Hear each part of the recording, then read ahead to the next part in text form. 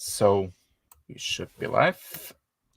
Welcome to number 25 of the Jaded Talk. This time it's Survivor's Quest, Fool's Bargain, and Judge's Call we're talking about. Once again joined by whatever this is. It's I've been told Skywalker. Yeah, I've been told this is Mara Jade. I'm not quite sold on that yet, but maybe she is. Who knows? I'm not the be-all end-all, I guess. Yeah. Today we're going to talk about a few works here, so I guess we'll start off as usual. How did you like the individual stories we're talking about?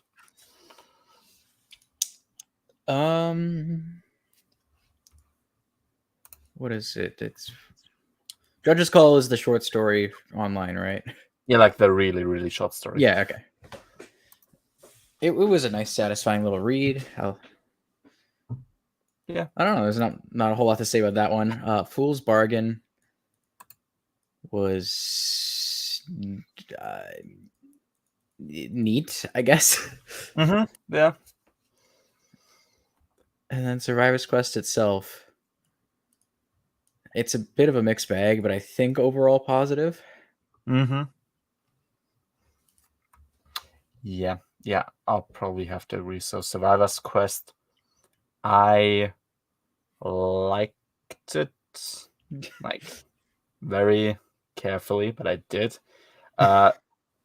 There's a few things where I'm like, why? Or like sometimes I was just like scratching my head wondering what exactly, like, what is going on, because I felt like there is context that I'm missing.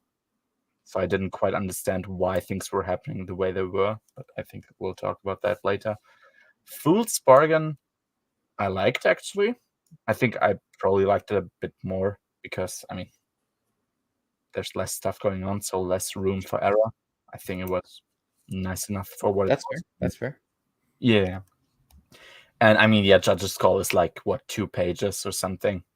I mean, it's nice for what it is, obviously. It's a little Valentine's Day short story.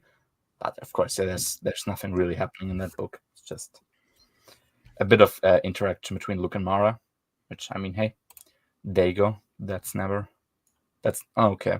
I'm not gonna say that's never horrible because it used to be, but if it's by a normal author, then it isn't horrible. Yeah, we were just talking about this one. Scale of 1 to 10, how hyped are you for Young Jedi Knights? Yeah, I replied before you. I said 6. It might be lower than 6, to be honest with you, because yeah, I was like at a pretty unironic 10 at one point. That was, I think, before I even read any Kevin J. Anderson stories. So while I read that, the number like went progressively down. And then the more people started to talk to me about what actually happens in Young Jedi Knights, I'm like, oh, okay. Yeah, and that 10 was slowly chipped away until now. I don't even know which number it would be. Maybe like somewhere in between a 4 and a 5.5, 6 something. Because yeah, it's Kevin. It is Kevin with his wife, who presumably Keeps him straight. Keeps him straight, presumably. Only like I wouldn't bet on that, but who knows. But it's still Kevin at the end of the day, and Kevin is who he is, and so I expect Kevin in this. And yeah, I don't think there's a better way for me to formulate it than it's Kevin. So yeah, I'm tentative, but I'm open to being surprised. Yeah, let's wait. We're gonna quickly show the cover of Survivor's Quest. It's neat, I think. We have Luke. We have a not horrible looking Mara Jade. I think she's pretty good on one of the like international NJO covers, but other than that, I think that's probably her best portrayal on a cover, because the rest, that's not always the best. We have, I think that's supposed to be Formby, probably, so one of the Chiss characters we have in here. That's the 501st of the hand, I would assume. And the background's probably the outbound flight. Yeah, not a lot to say here. It's a cover. It has things going on. The characters don't look drawn. Obviously, they look more almost like Photoshops. Although I guess Mara looks drawn because I don't know if that's supposed to be like some actress or something that she's. Shannon McRandall. Oh, she's okay. So there you go. Yeah, but there's a significant like design shift for me between like those and the Bantam era ones. So yeah, there you go. Nice enough. Not too bad, I guess. The title, Survivor's Quest. I mean, yeah, it's true. It's a quest for finding survivors. The German title is Die Verschollenen, which means like the lost or the missing. Yeah, that's that's what the book is about, I guess. So accurate. And yeah, I don't think there's really anything more to say for now. So I guess let's just start with the first chapter. So yeah, we begin the first chapter with Mara. This was, as far as I can tell, the first time that Mara was referred to as Mara Jade Skywalker. So I was like, hey, there you go, nice. We have indeed finished the Bantam era. That was really apparent to me in that instance. So yeah, Mara meets somebody who's called Jeff Huxley. He is a smuggler who worked for Talon Card, and now because Talon in Vision of the Future has decided to say goodbye to the smuggling business, isn't needed anymore because he's a smuggler. That's his use. Huxley is not too happy with that, and he threatens her and asks her to like give them 500,000 credits, since basically by working as a smuggler for Talon Card, he's burned all bridges with other people and he can't return to another job again. So he's like, yeah, we need something from you.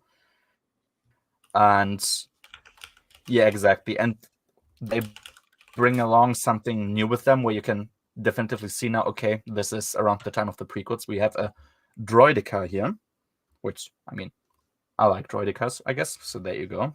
They are here. Yeah, so that alone is a thing where I'm like, Mara still basically works for Talon Card.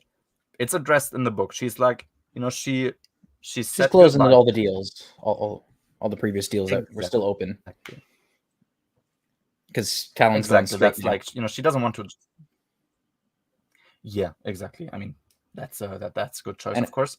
But I have a feeling this was put here. It's been 3 years.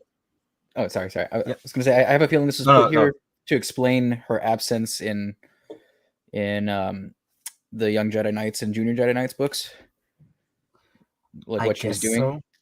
I think it works. Yeah. Why she wouldn't be at Yavin 4?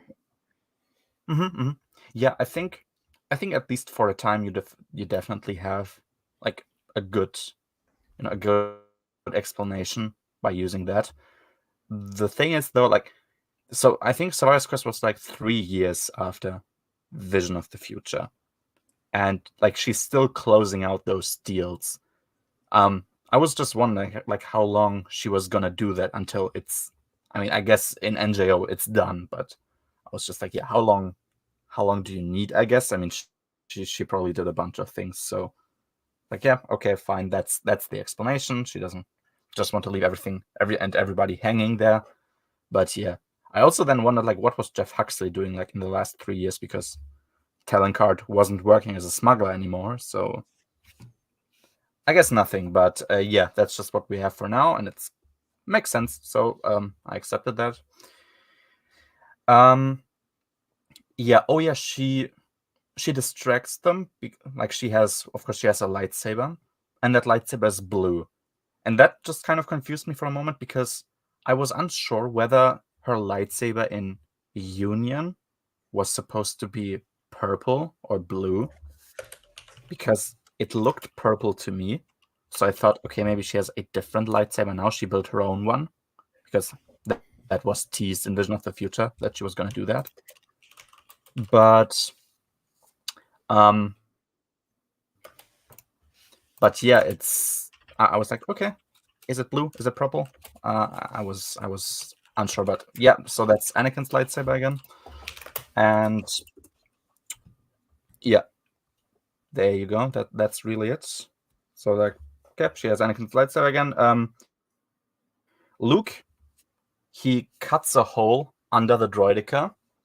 That's how he like beats him, because so there's a droideka coming up. Everyone's like, oh, you lost now.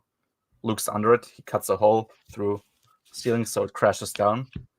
Kind of reminded me of the sequence. I know the cutting through a ceiling thing, but yeah, there you go. And yeah, and I just liked in that whole sequence, you see that Mara really embraces being a Jedi now. She calls herself a Jedi. I was like, hey, there you go. That's kind of where you should have been 10 years ago. But we finally made it, so good on her.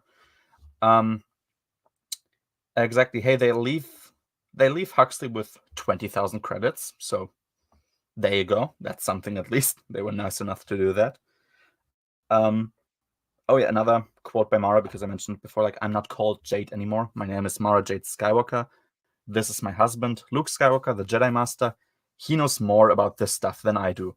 It's like, this sounds like the perfect sentence. It was funny to read that, I guess. Exactly. And oh yeah, one of the companions of Huxley, one of his subordinates, he brought a message to Luke and Mara by Talon. He was supposed to meet up with him, and so they're supposed to meet up with him and Booster at Domgrin, I think was the name. Yeah, Luke received that message before, but he like pretends that he's mind reading it from the others, where actually he just knows that this is a thing already to like scare them off. So there you go. That was funny.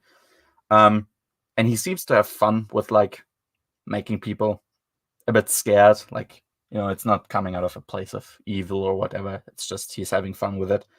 And he also thinks it's good for people like Huxley, like those criminals, to have a healthy fear of Jedi. So Mara isn't quite convinced that that's good, because she says it reminds her of how Palpatine was, kind of, I guess. Luke counters, yeah, he wouldn't ever do that to like normal, lawful citizens, whereas Palpatine would. And yeah, that was really it. Made sense for him to defend himself there. I guess that's one of those things where I wasn't 100% sold, really, is that Mara having like survivor's guilt, more or less, because it makes sense, I guess, that at some point she would have that, and I mean, nobody else addressed it, so yeah, there you go. But she's gonna have that, where she's gonna repeatedly now think about her time in the Empire, and yeah, that's just what we have for now. Oh yeah, by the way, we had, so the last stream, that was the Bantam tier list, and we did a bunch of polls, like, to ask, what do people consider better? Is it a Paradise Snare or Starfighters of Adunma? And apparently by like one vote, like in the servers we asked combined, Paradise Snare won.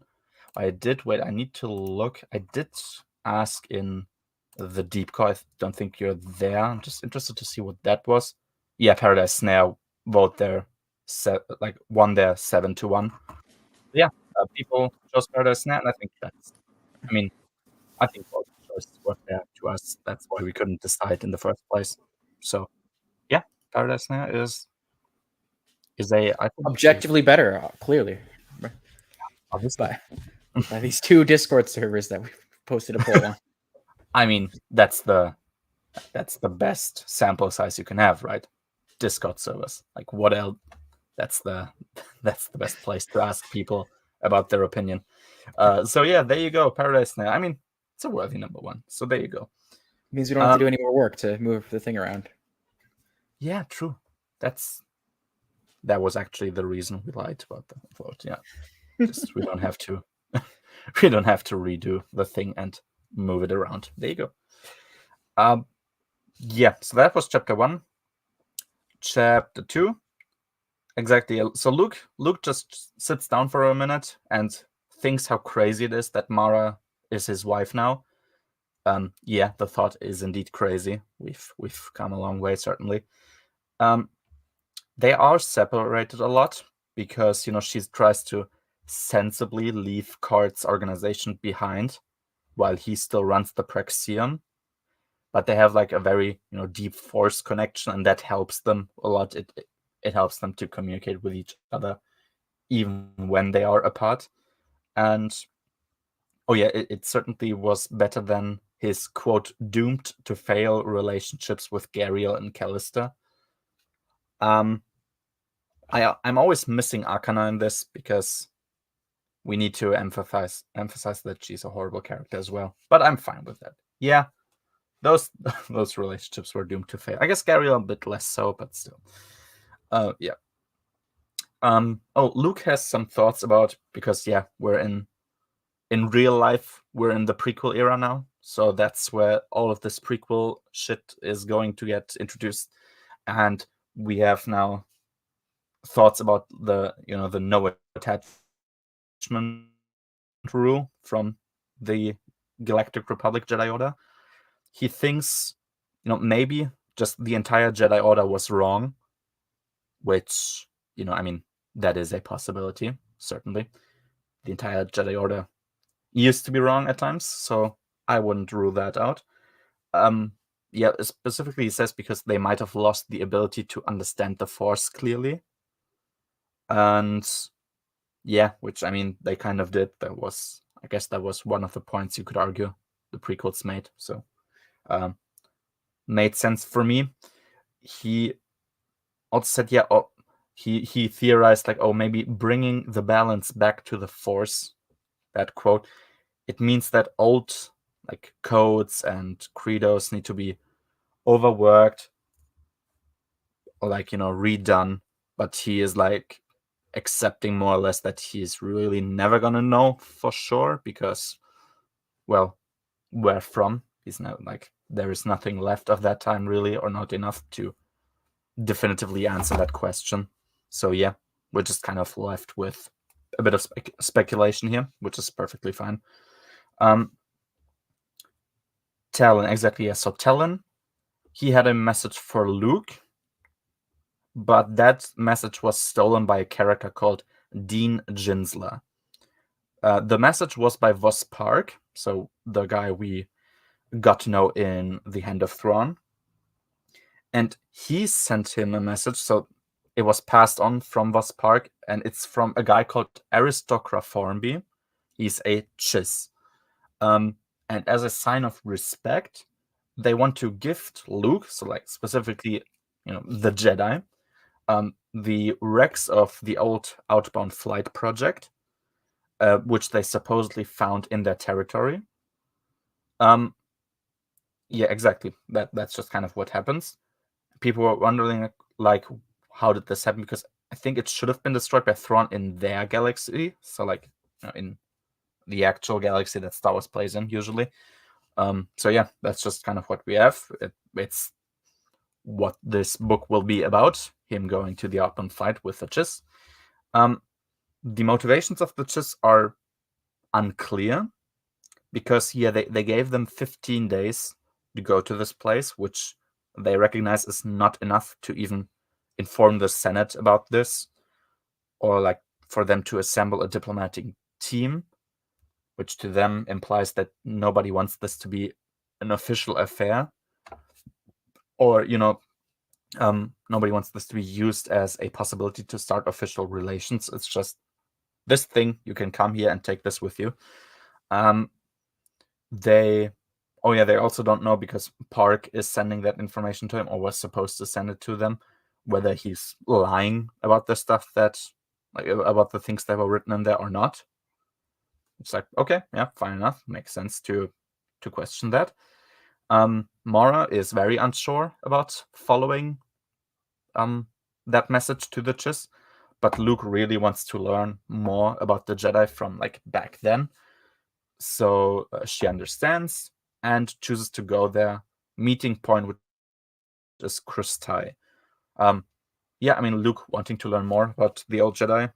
We have had that in Courtship already, which I think is really the only book where we specifically get him to express that desire and him trying to like do something about it. So yeah, there you go. You can't think. I think that makes perfect sense so far. Chapter 3. There wasn't really a lot to say there, at least not from my side. So Luke and Mara, they reach the Chiss. They meet Formby and also his general, who's called Drask. While they're there, they get a visit by the Garoons. So the Garoons want to thank the Republic because the outbound flight passengers apparently once freed them from their slavers, which were called the Vagari. So that's just the story they tell now. And they come along with the Chiss. They are let along. Exactly. And since all of this doesn't really fit their timeline of events, they wonder like whether Thrawn and the outbound flight back then like teamed up to battle the Vagari. It's just speculation at this point, so we don't know. And they then get introduced to apparently the ambassador of the Republic, who is with the Chiss, who is Dean Jinsler. So it's like, okay, we know that he's not an ambassador, he's one of Talon Karrde's men, so we wonder what is he doing here and why is he here. Then chapter 4, Jinsler, he apparently has an emotional reason to see the outbound flight, and that's why he's here. But that's just what we get for now. I like the way that they try to question him. Luke was being a bit nicer about him being hesitant, and Mara instead was really forceful about getting him like to tell why he's there and how he even got here. So that's pretty cool. Makes sense for them. Oh yeah, and now there's things starting with Mara here. So he has like very heavy emotions connected to the outbound flight, and it triggers something within Mara, which is like possibly from her time in the Empire that, quote, she might take care of soon. It's just kind of what we get. Yeah, Luke and Mara, their interactions are just pretty much what I would hope for. They like really care for each other and comfort each other, and they just seem like healthy people, which I mean that's big progress. So I always welcome that. Yeah, and when they enter the ship of the Chiss, there's a cable which like strikes down towards Luke and almost hit him, which even if it wouldn't have killed him, it would have knocked him out probably, or at least like really hurt him. Mara wants to investigate, like to see what even happened. I mean, doesn't this look like Mara J to you? Look at it. It's uncanny. Exactly. Definitely drawn by a human being. That's human. This is a worthwhile picture, Noah. And if you hate it, you're probably toxic. Okay? Yeah. Yeah. All art is good and subjective. Okay. Exactly. Somebody worked really, really hard on writing those prompts into an AI image generator. Okay, so don't you come here and like make. And not only that, they worked really hard at grabbing the first one that popped out. What instead of like trying a few more times. Exactly. Okay. She looks like. What do you mean? Why? It's the eyebrows. That's why. Yeah, probably. This is a credible interpretation of the character. Like, who are you to say this is wrong? Yeah. Wouldn't you want to fight life, like for life and death for her. Wouldn't you try to sacrifice everything? Come on, Noah. Be a bit nicer here. Exactly. Oh yeah. So I gotta quickly drop. A family emergency just happened. all right. I may or may not be Yeah. back. We'll see. Survivor's Quest All is right. like a 6.5 out of 10. Good luck for the rest of the stream. I'll try. Thanks for staying, and maybe we'll see each other later. Bye. Bye. Sacrifice. What do you mean sacrifice? Did he? I think he said Survivor's Quest, Noah. I think you misheard. I hope he didn't say sacrifice. We are not that far yet, Noah. So let's not think about this. Exactly. So that cable, it's almost struck Luke, and Mara wants to investigate like what happened because the Chiss don't really seem happy with them being there. So she kind of wonders whether, of course, somebody tried to hit him on purpose. She like needs to do a parkour scene to reach the ceiling where the cable is. That was like kind of entertaining, I guess. That's really it. Chapter 5. So yeah, while Mara is climbing, she meets a guy called Chuck Fell. Chuck Fell is the son of Suntia Fell and Sial Antilles. Oh yeah, that was the point where I was like, where the hell is Sial Antilles?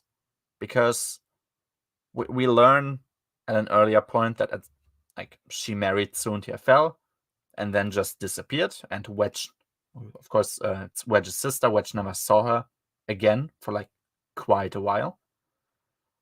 And at some point, especially now that the Empire and the New Republic is like at peace, and the Empire of the Hand is a thing where Suntia is a part of, it's like, okay, doesn't this mean that at some point now you'll meet and it just, I guess, really never gets brought up again? So it was a bit jarring for them to like meet Chuck Fell and nobody, like not even Luke, who should be like pretty close to Wedge, asking like, wait, where's your mother? Like, who the hell, like, where are you from suddenly? But yeah, doesn't happen. So that's sad. And with Chuck Fell, we have stormtroopers from the 501st. So once again, that we have that connection here. Now it's the 501st in the future, basically. They are from the Empire of the Hand. So that's what I mean. They're not from the regular Empire as we know it, but from the Hand. They are there to apparently protect Luke and Mara. They were sent there by Voss Park as his substitute, basically, and to possibly establish diplomatic relations to the Chiss if they manage. So that's what we get for now. Mara found out that the cable was already severed before it crashed down onto Luke. But it was supposed to hold, like, there was something that was supposed to hold it in place, and that was not there. And it could theoretically be shut off with a remote. Mara marked that cable with her lightsaber in the beginning. So if it were to be changed, she would know it, which is smart enough, just to know that the original evidence is still around. Yeah, she starts to boss the 501st around. She sends the stormtroopers away while talking to Chuck in her and Luke's room for like obvious reasons. And Luke starts to point out how easily she fell back into that role of her, like just with the ordering around part.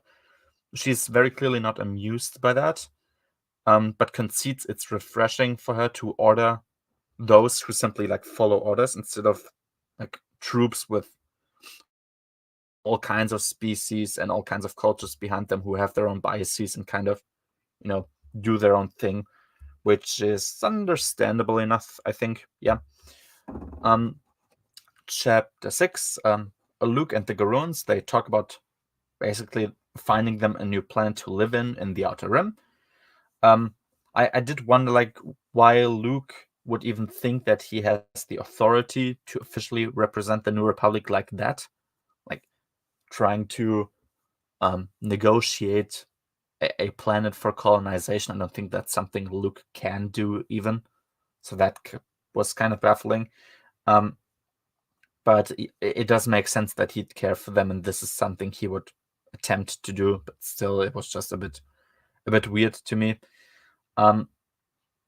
Exactly. Yeah, there's another occurrence. Like there's a fire which almost caused the fuel tanks in the ship to explode. So Luke and Mara, they cooperate with the 501st, which apparently has at least one non-human soldier there to extinguish it. It was a cool little scene there, and it was funny to see Jedi and the 501st cooperate, even though, of course, it's not really the 501st in the way that we know it from the movies, let's say. But yeah, that name, of course, was taken because the name 501st and that classic Stormtrooper look, it's something people know already. It's something people would be afraid of already. So they kind of utilized that. Exactly. Yeah, exactly. And that's what Chuck explains to them. Also why their name is still Empire or Stormtroopers in general, because yeah, it's that psychological effect. And it makes sense to think about that, even though they are not Palpatine's Empire anymore. That makes sense. Yep. Yeah, Luke asks about Suntia on occasion, and it makes me wonder, like this even more, why he isn't asking about Wedge's sister, because he would know about this. I'm really sure he would know that she should be around somewhere, and it's just not mentioned.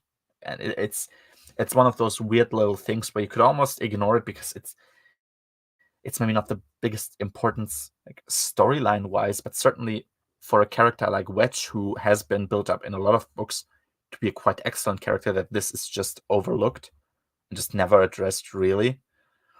So that's kind of unfortunate, I would say.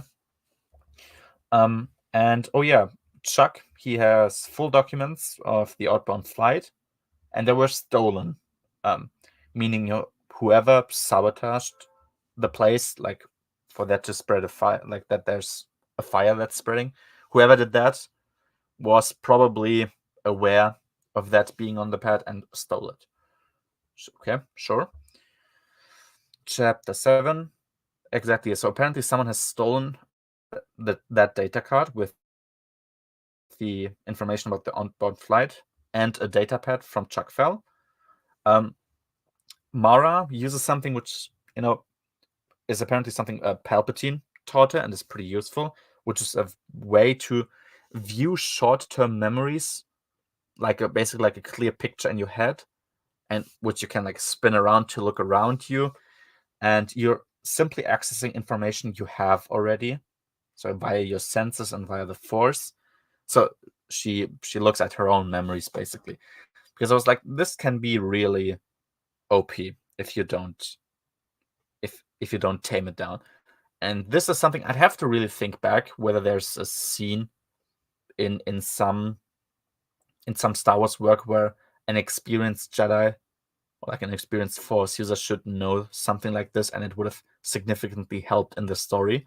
But this was a believable Force power to me, which has its immediate drawback or like immediate counter. It's like, okay, this is not perfect. You're only accessing information that you have already, so it's not like you're doing sorcery and you just pop new images in your head. No, that short-term memory thing, that was believable, and I think that's something Zahn generally manages to do well. It's if there's a new weapon, new technology, or even in this case a new Force ability introduced, it's always believable enough. It's limited. It has clear drawbacks, like let's say also the Force trance in Hand of Thrawn. It's always very contained, and that's important because there's an understanding that this is a very strong, like potentially a very strong ability, and there needs to be some cutoffs here. You can't just be like perfect with this new skill. It needs to have limits, and that's well done. They don't really know who it could be, since basically everyone could have done it more or less. It also could be, that Chuck just made all of that up to make all of them be more distrustful. Of course, that's recognized. There's this possibility that that the Empire of the Hand is still antagonistic in some way towards the New Republic. Exactly. Oh yeah, Luke and Mara, they flirt around a bit, I guess you could say, where Luke tries to get her to spill what's been on her mind, and he's saying like, "Oh, you have so beautiful, like such beautiful green eyes," and that he's honest about it, and he has a wish to see her happy as his wife and companion. That's kind of what he says, and that wish part is something that Mara specifically liked. I was like, "Oh, that's kind of cute, I guess." Oh, hello, Greyholm. How are you, my man? Hope you're doing fine today. Oh yeah, Pico's absence. Yeah, there have been a few streams where Pico was absent in the past already, and now something was like something. There was something he needed to take care of immediately, so he kind of had to jump off very early.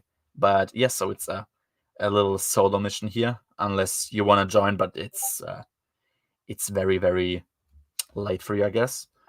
Oh, wait. I just got your message. Hold up. There you go. I sent you the link. Should be able to access it. Something I noticed as well, that's just a German thing. So Tarkin, his position in Germany is usually called Großmoff. That's the normal kind of expression that makes sense and that doesn't sound weird. But in older works, he's been used to call Großmufti, which is always confusing. First of all, it sounds weird. Second of all, I'm pretty sure Mufti is a Muslim rank, like in a mosque or something. Oh, hello there. Pico replacement. How are you doing? I'm the Pico replacement now. For the I guess that means I'm always right, which is good.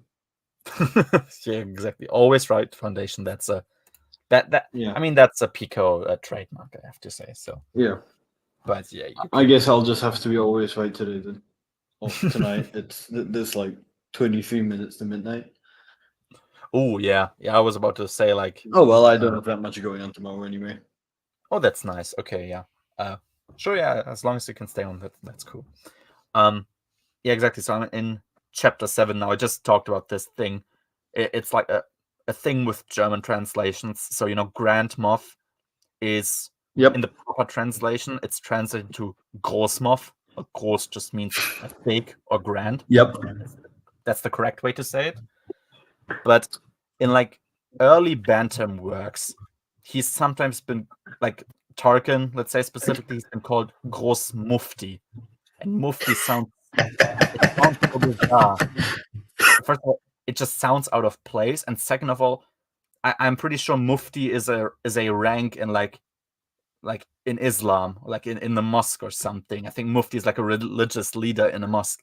And so that never fits together. Yes, it is. I just Googled it. Yeah, because I'm like, an Islamic jurist qualified to issue a non-binding opinion on the point of Islamic law. Wow. Yeah, so I guess that's what Tarkin is. Mm-hmm. Yeah, just a turban. I wonder if there's some kind of like infringement on that with his whole Dala thing. Oh, yeah. I think Muftis wouldn't have. Not a good look there. Yeah, I think Muftis wouldn't have been fine with him cheating on his wife that he had, that I kind of forgot. So yeah. Yeah, no, it's someone who canonically has a a brain tumor. Something yeah. like that. And always had a secret other boyfriend from the academy that we just never yes, we can't forget Barbara Hamdi's contributions, of course. Otherwise, that would be disrespectful. I would actually. We can't pull a Stackpole here. Yeah, of course not. I mean, that would be sacrilegious. Exactly. Then again, it's kind of funny. You could almost say that's like upending what Kevin has set up from Barbara's perspective, which is always an interesting thought. I would actually like to see like a separated Star Wars storyline that's like outside of the canon. That's just them writing things and retconning each other all the time because they are equally interesting in their choices, let's say. And it's just like it would feel like JJ and Ryan Johnson, I think. Just two weirdos. It would be on a whole new level.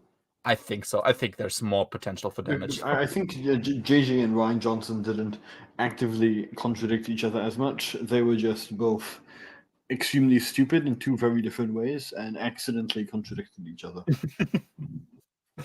That could be the case, yeah. So just imagining those two going at it that's kind of hilarious.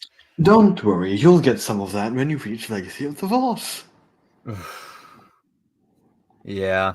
I mean, yeah, there's really only one thing I've heard from Legacy of the Force, that where I think I'm gonna be able to smile like in pain because everything else was so well. The like invincible thing. Yeah, that one little thing. I'm like, maybe I'll feel vindicated there, but I don't know yet because there's a few stepstones I have to cross when I want to reach invincible, and yeah, we'll see when we get there. But I'm not sure when I'm ever gonna reach that. That may take a while. So yeah. Yep. So yeah, let me just continue on. So with chapter 7 is where we're at now. Yamara, she feels like there might be something from her Imperial time that she hasn't quite coped with yet, especially considering the murders she committed, and that she might feel some form of survivor's guilt, since basically everyone else sort of has had their comeuppance, whether it's Palpatine, Vader, Assard, Singe, like all of them eventually got the chopping block, and she kind of remained and got a bit. It's lucky. almost like she's a survivor on the quest of other survivors of the Empire. That is true. So whoa, there you go. A smart use of a title there. Yeah, it's like I don't know the French pronunciation. Double entendre or whatever it is. Double. Oh yeah, perhaps. Well, though, in all seriousness, good idea. It just should have come earlier. Yeah, it really could have come in Hand of Thrawn if Zahn had like woven things together in a different way. Probably, yeah. I think Hand of Thrawn could have been overloaded then. But I agree. I mean, arguably something. That's possible. It depends how he did it. I mean, it's not inexcusable that it's now. It works now. I just think it would have been better earlier. Yeah, that's fair. I was made more sense to be earlier. But yeah, I mean, okay, maybe now she's finally settling down. She's starting to think about stuff. Like, there's no rush to survive or exactly hyper focusing on a business or the stuff she's doing with Card and Smuggler's Alliance. So okay, it's not unforgivable. Just a slight bit of a wasted opportunity. Dan said he still did it, which is good. Yeah, I'm the same. Like I think the same way. I was also like, it's good that you're doing it, but this should really have this should have been brought up a lot earlier. Like in my opinion, it's also something that she should have probably been thinking about a few years ago already. But it's fair, if you put it that way. Like this is the first time you could make an argument that this could have been something she went through even back by the Emperor's Hand. Yeah, like ever since the fall of the Empire, literally. Yeah. Oh well, at least it happened. At least it happened. Yeah, at least that's fair. At least it did happen, which I think is good. It is something that it could not have happened, and that would have been even more of a waste. So we'll take the win. Exactly. It's the same way with Luke and Dark Empire, kind of, because really the only one, I guess, we brought it up in the beginning was Kevin, and he brought it up in Kevin way. And look, I'm not a fan of Dark Empire, but he brought it up in a horrible way, and you could have done it a lot better. It's like, okay, now you're stuck in this awkward place where I guess Luke has kind of thought about it already, but you kind of still need to address it because it's pretty important. On a slightly unrelated note, in Kevin's defense, I think before Delway got the rights, he and Christine Catherine Rush were working on this story Bible for the subsequent books, and that would have helped prevent another Dark Empire type thing where everything that happened was either a random reference of just events that they got told to put in by someone from editorial, or a gross misinterpretation of what canonically happened. Especially since Veach gave confusing comments. Like a lot of different people had their own takes in Dark Empire. Yeah, that's never good. If there was a story Bible, ironically, like the Virgil Compendium, it's good for fans to have different perspectives. Yeah, it's not good for fans, but if the authors have it, then that's just stupid. Yeah, because I mean, they fix that later on. Yeah, and in Kevin's defense, he was going to do something to stop or reduce that kind of thing from happening in the future. So yeah, I mean, ideally, because as you said, like the random like mention of something from the past. It's like it's the lowest and most kind of pathetic form of attempting continuity. Like Kevin perfected that. Like he literally said, "Oh, this is the same people Han has met during his courtship of Princess Leia when he was present during the truce at Bakura." It's like you're literally just telling us the titles of books like that. This is the guy from that short story in the Mos Eisley Cantina. Yeah, that Ithorian guy. That's remember him? He's in Darksaber. Yeah, I oh no, he was in. Was it in Darksaber or was it in? I'm pretty sure he showed up on Ithor with Kwisatz and Wedge. I might be wrong. It might have been Dark Apprentice. Kwisatz and Wedge going on their little vacation and they get interrupted by Kip Duran. I remember them on two different vacations, but yeah, it might be Dark Apprentice. Oh yeah, no, an awfully lot of vacations for an active member of the New Republic military, and a very carefully controlled asset. Ironically, other characters can never take vacation when they Yes, they exactly. Look at Han. They are never able to take vacation when it's needed for the story. If you think about it, Han not going on vacation led to courtship. Kind of, I guess. Yeah. I think that much is explicit in the book. It's not me reaching anymore. That would be the that's explicitly in the book. Explanation for that, I guess you could say. So he was really tired. Hadn't seen Leia in 3 months, hunting Zinj all that time. Yeah, he couldn't go on vacation. But yeah, that's what made Hand of Thrawn Han so much funnier. When it's like we're not gonna go anywhere unless you're promised vacation. It's like ironically post Black Fleet crisis of all things. Yeah. Oh well, it all worked out. Bantam did bantams. So what can I say? Exactly. Yeah. Oh yeah. So going on, Luke. Yeah, Luke feels like he wants to find the outbound flight specifically to fill in the gaps of knowledge he has, since everything else he ever got never seemed to be enough. It's like, yep, fine. Yep, well, it's strange because he found the Chuanthor stuff. Yeah, that was a literal Praxium ship. Yeah, but I guess that never. So I mean, if you're talking about Jedi training, I know that 6 Jedi Masters went on that trip, but they really have all that much that a literal Jedi training ship with a lot of Masters itself didn't have. Yeah, I guess I don't know. Maybe it was just. I get the sentiment.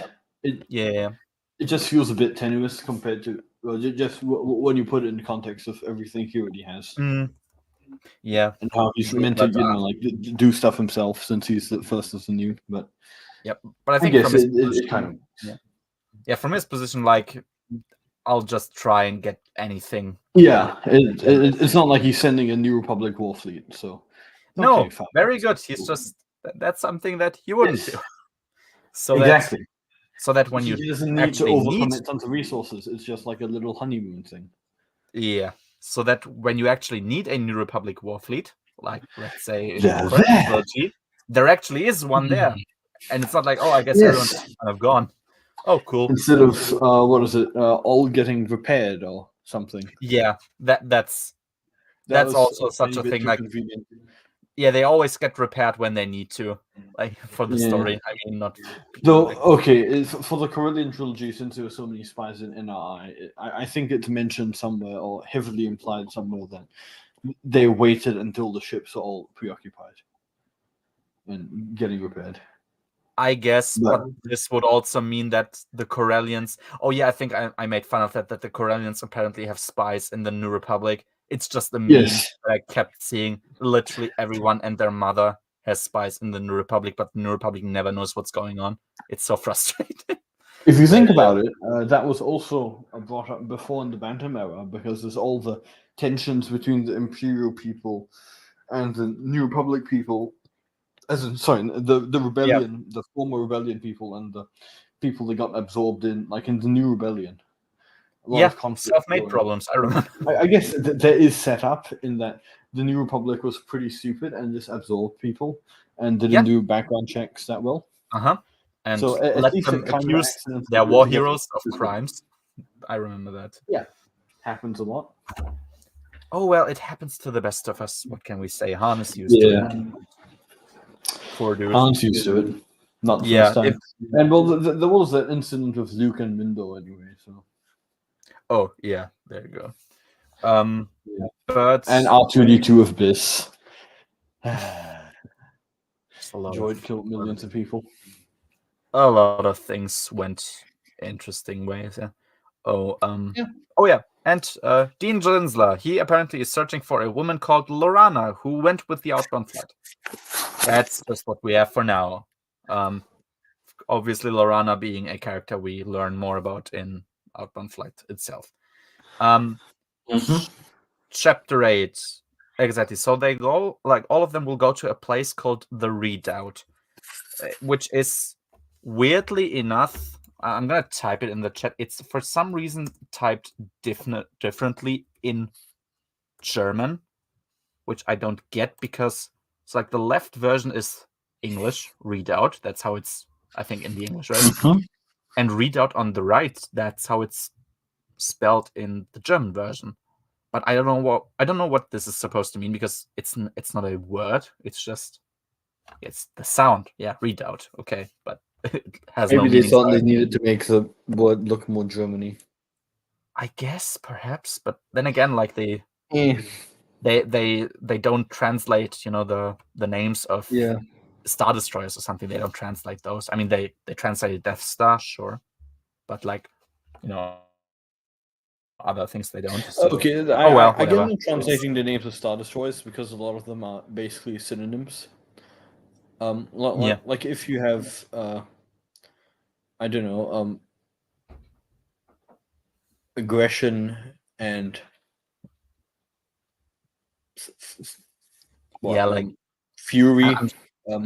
Like you might wind up with a lot of overlapping words, and then they lose track and call the same Star Destroyer, two different Star Destroyers the same name, or the same one, two different names.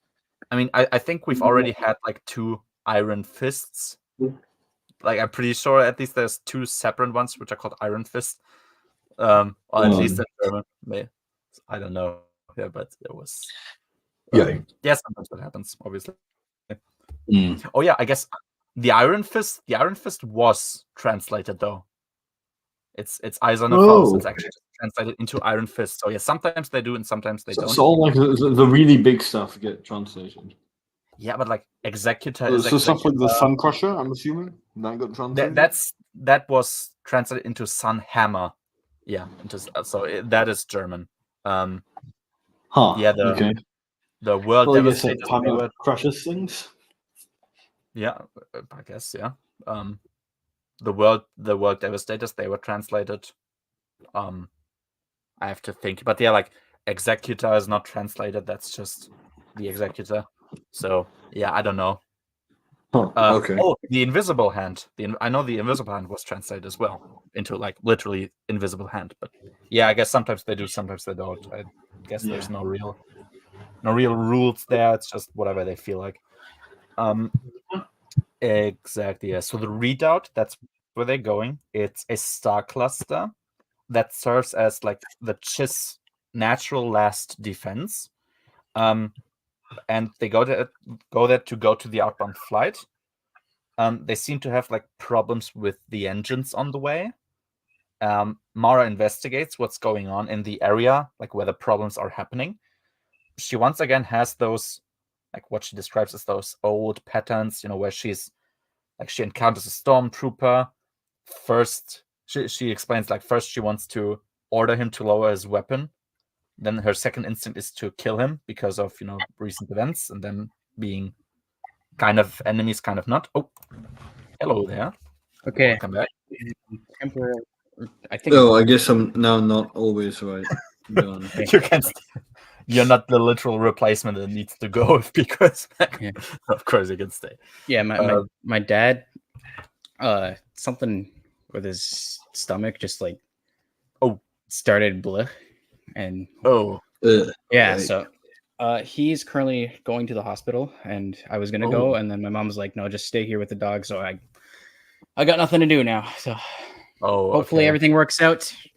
You guys are the religious ones, so I guess pray. But yeah, hey, I am. I hope as well, man. That's how old is your father, if I may ask? That is an excellent question. Okay, so I know that he was born in 68, right? 68, so like 50. 4, 5, 55. Yeah, 55. Yeah. Oh, okay. Yeah. Hope everything turns out well. It sounds like they just gotta do like a release or something, but I'm not sure. Yeah, anyway, hopefully just ate something.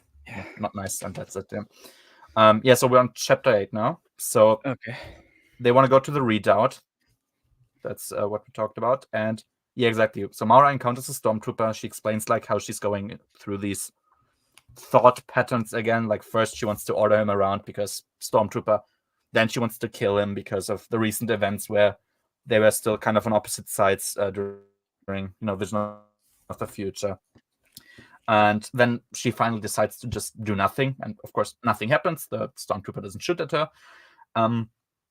So I suppose what they were trying to portray is this very quick, dry, analytical thinking, and the impulse to order him around first. I think that's kind of what she means with her old patterns from back then, because like obviously she's not like she's literally acting like an assassin or something, but she's more assertive. Like if you think about it, she wears the leotard later on, so she's clearly going back into assassin mode. I mean, that's for Luke's eyes only, I guess. There you go.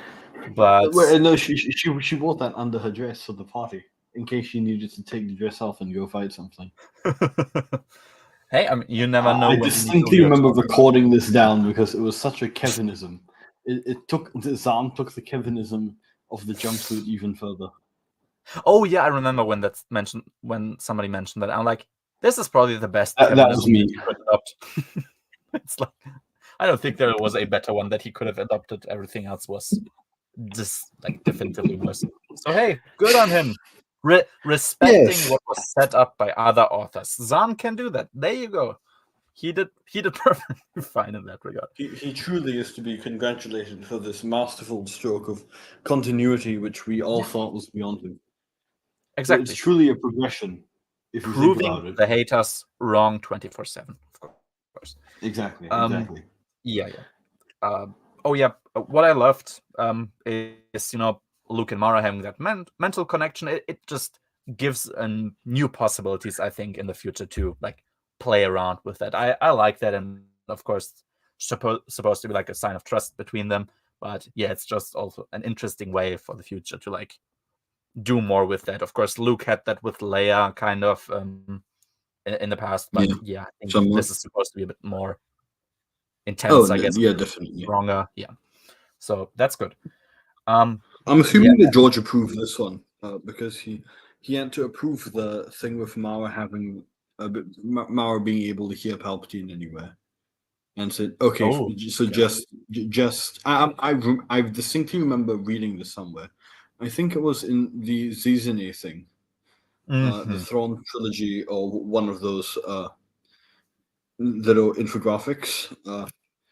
I think it's like George Lucas and the Thrawn trilogy, or one of those. And it says that they sent that that traditional list of things to George and to approve, and then he went, okay, so this is just her with the Emperor and nobody else. So if they did that, even for the Thrawn trilogy, so way back then, but then had to, of course, ask George for Luke marrying Mara, I'm assuming that how they connected also went through George. And that means George approved of this, which is pretty cool. Yeah. I mean, George approved because we never got this force sensitive couple from George. Where both sides are force sensitive.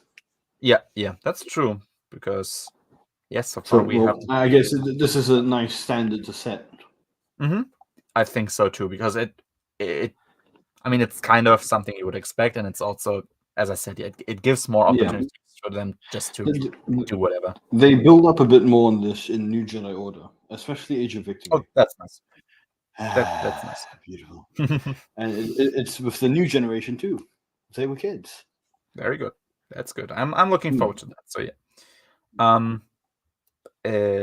exactly. Yeah. So okay, they encircle the guy who was sneaking around there because they immediately recognized, okay, somebody's walking around here, and it turned out to be Dean Jinsler. Like, okay, yeah, what's this deal? And in chapter 9, he was sneaking around. Apparently, he saw somebody sneak around themselves. Luke and Mara seem to know that he's lying, and so that's just something they know, but don't really mention. They also haven't ratted him out yet that he is not an ambassador, obviously. So I guess they just kind of want to observe what's going on, what his plan is. Greyhound's gone. So exactly. Oh yeah, Lorana Jinsler. That's where we learn about her. She was a passenger of the outbound flight. She is Dean's sister, and apparently Cardass sent him, to get the message meant for Luke and Mara to also get to the outbound flight himself. Exact motivations are kind of unclear for this, and whether this guy is actually Dean, because I guess both of them don't really know whether he is. They haven't seen him before. They just know the name. Welcome back. He back. Exactly. So I just like these constant, like, no, this could be a thing, but also this, but also this, but also this. It makes sense that in that thought process, a lot of theories get like brought up, which also never get like officially resolved. It's like just they get new information, and at some point their previous questions are just rendered obsolete. So that's good. We learned that Formby at some point had contact with Cardass. So during that time where all of that started happening, he was speaking in a language called Minisiat instead of Basic. And I think he was also in the outer like Krustai system where the meter point was. And it's implying, they had something to hide from Jinsler, Dresk, and the other Chiss. So, they are talking, but obviously nobody else is supposed to listen in. And, that there's something possible that's being planned. And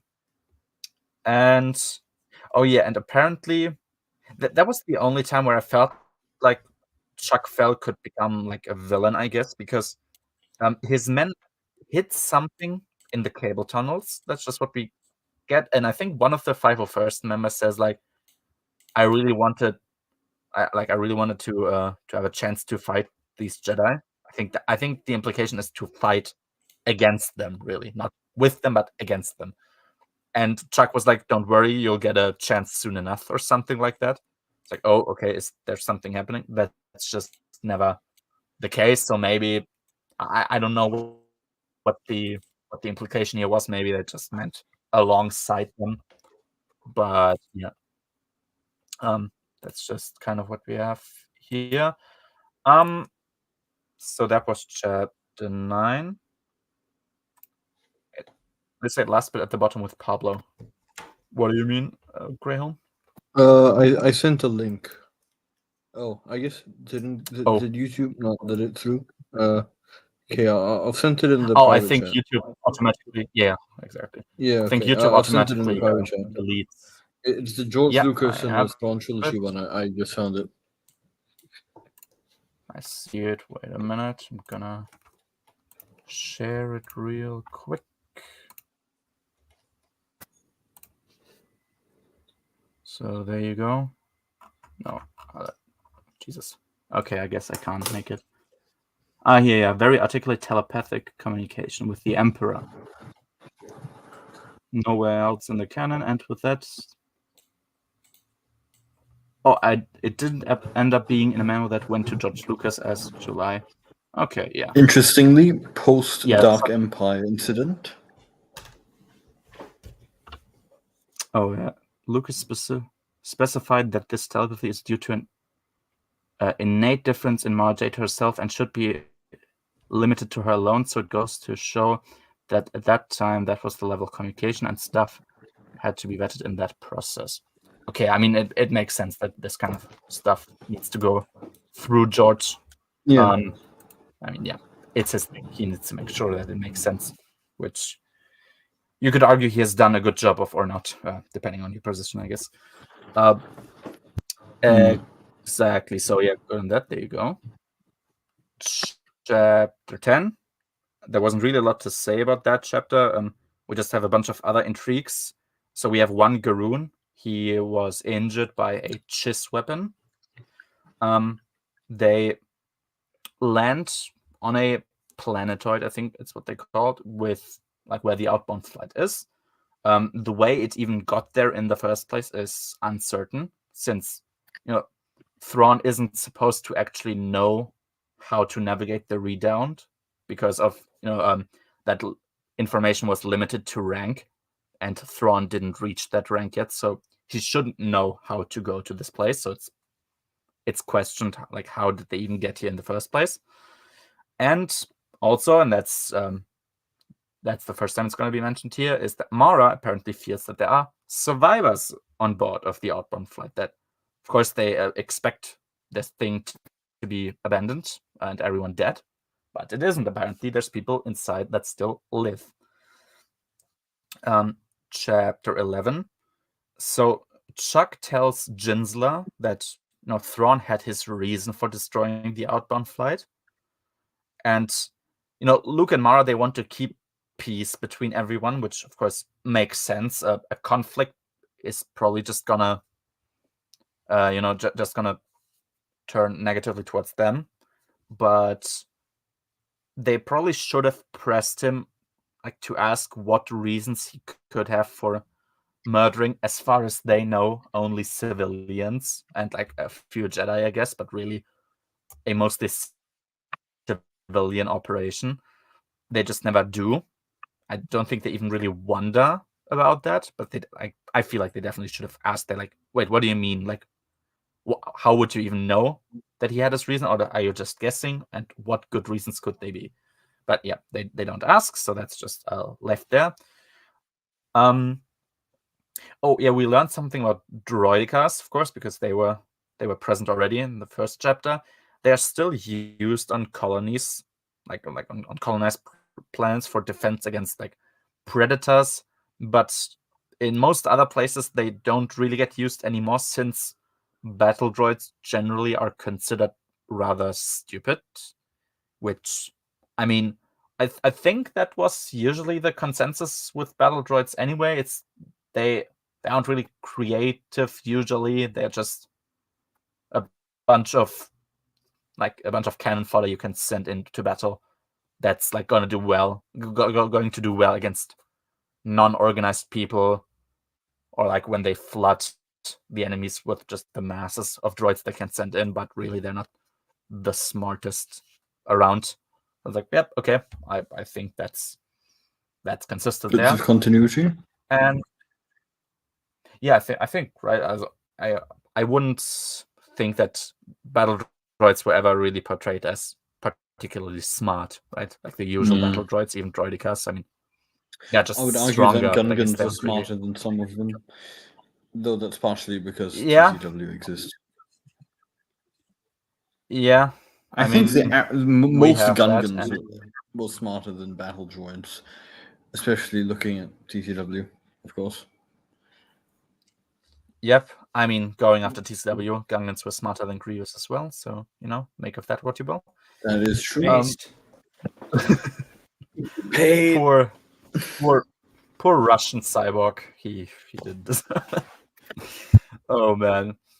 Yeah, and at the end, they find a little girl who's called Evelyn, and Evelyn lures Luke, Mara, and Drask, especially, who walk in front of everybody, into a trap.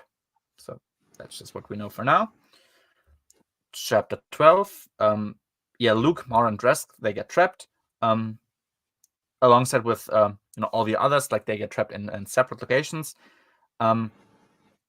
And they are trapped by a guardian, apparently, called Jorat Pressor.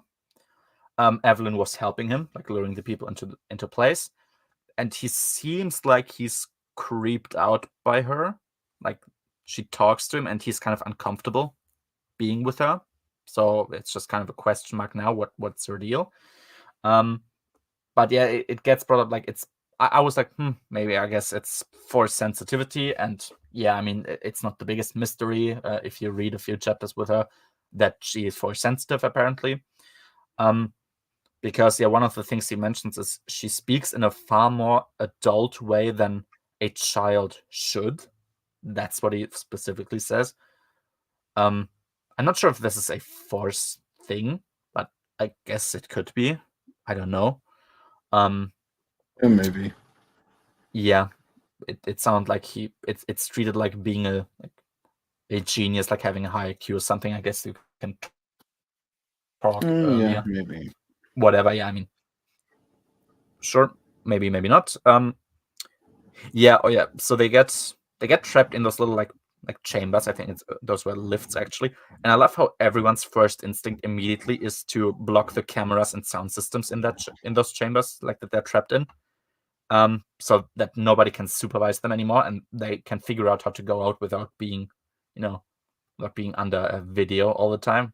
Which is hey, that's pretty smart. I think that's a good idea, because considering it's something so banal, actually having security cameras somewhere, it's shocking how many scenes in Star Wars wouldn't have worked, in Star Wars EU. Now, I mean specifically, if there were just security cameras present in places where they really should be. Most notably, always for me, is on the other ship in front of Kip Durant's cell.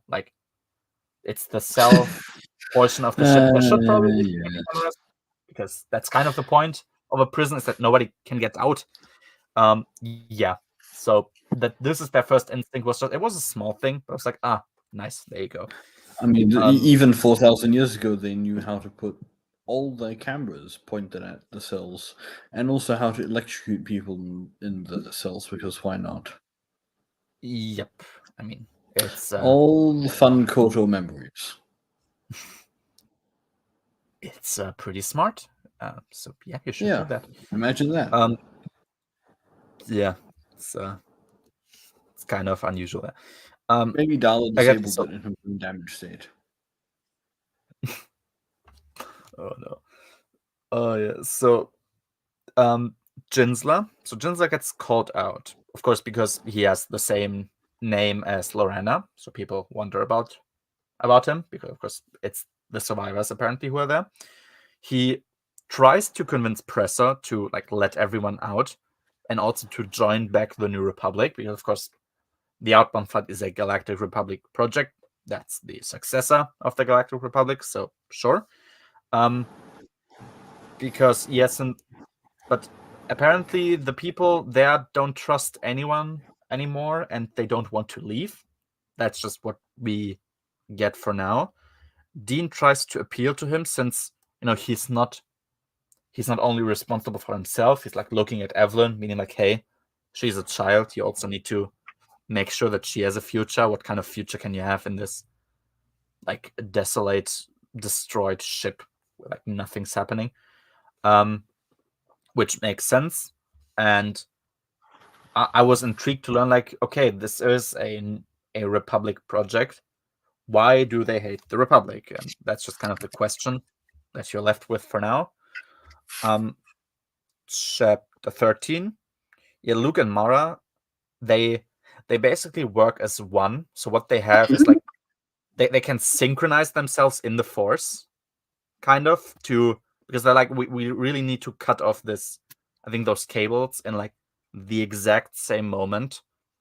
And so they synced up in the Force and managed to do exactly that, which I think also is a believable way of having a Force connection with somebody. Yeah, to sync up, to make a strike at the exact same moment. That seems perfectly possible for me. Yeah, and also, of course, nice that Luke and Mara get to do that. We get introduced to another character who's called Director Ulia. He apparently leads the colony. And we also meet Presser's sister and the mother of Evelyn, called Rosemary. Ulia, he seems to be quite hostile towards Presser, and he has a problem with the basically confirmed fact that Evelyn is Force sensitive. So it's gonna be mentioned throughout the book. Like, there's something wrong apparently with Evelyn being Force sensitive, and everyone, like, of course, her mother is afraid of anyone even implying that because she doesn't want to. I guess we just know for now, okay, it has a negative association to be Force sensitive. That's what we're left with for now. And exactly, yeah. And kind of a conflict that I guess I saw coming is that, the Chiss, of course, don't want the colonists there where they are because it's the Chiss space. But the colonists also very clearly don't want to leave. And yeah, that was just kind of cool. And yeah, Formby, I like that here he's trying to be, I think, a bit more diplomatic, because with Luke and Mara, he could be quite confrontational about his positions at times. So here it makes sense for him to be like, okay, we're kind of, I mean, not really at a disadvantage, but he's like, okay, this is a bit more, it's a bit dicier than having two people on your ship on your conditions. So he immediately changes his tone. That was good. Yeah, Formby is a pretty interesting character as far as the Chiss go. I think he's still talking to Luke in, of all things, Dark Nest. Oh, is he? Yeah. Like he casually just shows up one day. Because I think I've heard he's just like the main Chiss guy that they talk to for some reason. Yeah, because I have, like, we won't get off a tangent here, but I just have heard this thing where there's a conflict between Chiss and the Killiks, and the Jedi joined the side of the Killiks. Is that correct? Some Jedi, specifically. Oh, okay. Yeah, I know which Jedi. Yeah. Okay. Bugs. That's all that I needed to know. Thanks. Yeah, just bugs. So there you go. We get Formby back. Yeah, I think of the Chiss characters, I think Formby is the most interesting. I mean, I guess there weren't really a lot, especially now looking at Outbound Flight. Yeah, Thrawn isn't really that I mean, Thrawn is interesting in the Thrawn trilogy, kind of, but yeah. Yes, I think he kind of outlives his interestingness after the Thrawn trilogy, which is kind of sad. Yeah, we'll get there. Yeah, but yeah. Mm-hmm. But yeah, Formby, I think, is reasonably interesting as a character, and I am interested in the Chiss in general, so that's fine. It's good to have somebody to learn from. Chapter 14. Yeah, Mara wonders whether the Empire of the Hand, really, like, it seemed like it could be similar, like it could be different from the Empire thing, and that's like seeing remnants of the Empire, but like in a more, I guess, nuanced or positive light, you could almost say, that made her relive her old memories. It's like, oh, I'm seeing the Empire, but not in the way I used to. Yeah, I used to in the past. It's like a I guess that different kind of makes Empire. sense. Yeah, because even if Palpatine's Empire died a long time ago, still everything that came afterwards was sort of in the spirit of Palpatine's Empire, whereas this is kind of the first one that isn't somewhat. So I guess it makes sense for it to wonder about that. Like, oh, is this a world now where the Empire is not like I remember it to be? Like, has it actually changed in a way? I guess that's an interesting thought to have. And oh yeah, she has a nice little quote. It's quote: "The New Republic hasn't exactly been a shining example on how to govern the galaxy," which Mara considers to be the understatement of the month, which in itself is an understatement. It's like the understatement of the century. Indeed, they haven't been. The New Republic almost deserves an own stream of their own, but I guess it would just turn into basically what we're doing all the time anyway. Yeah, they haven't been, so sure, makes sense to think about others a bit.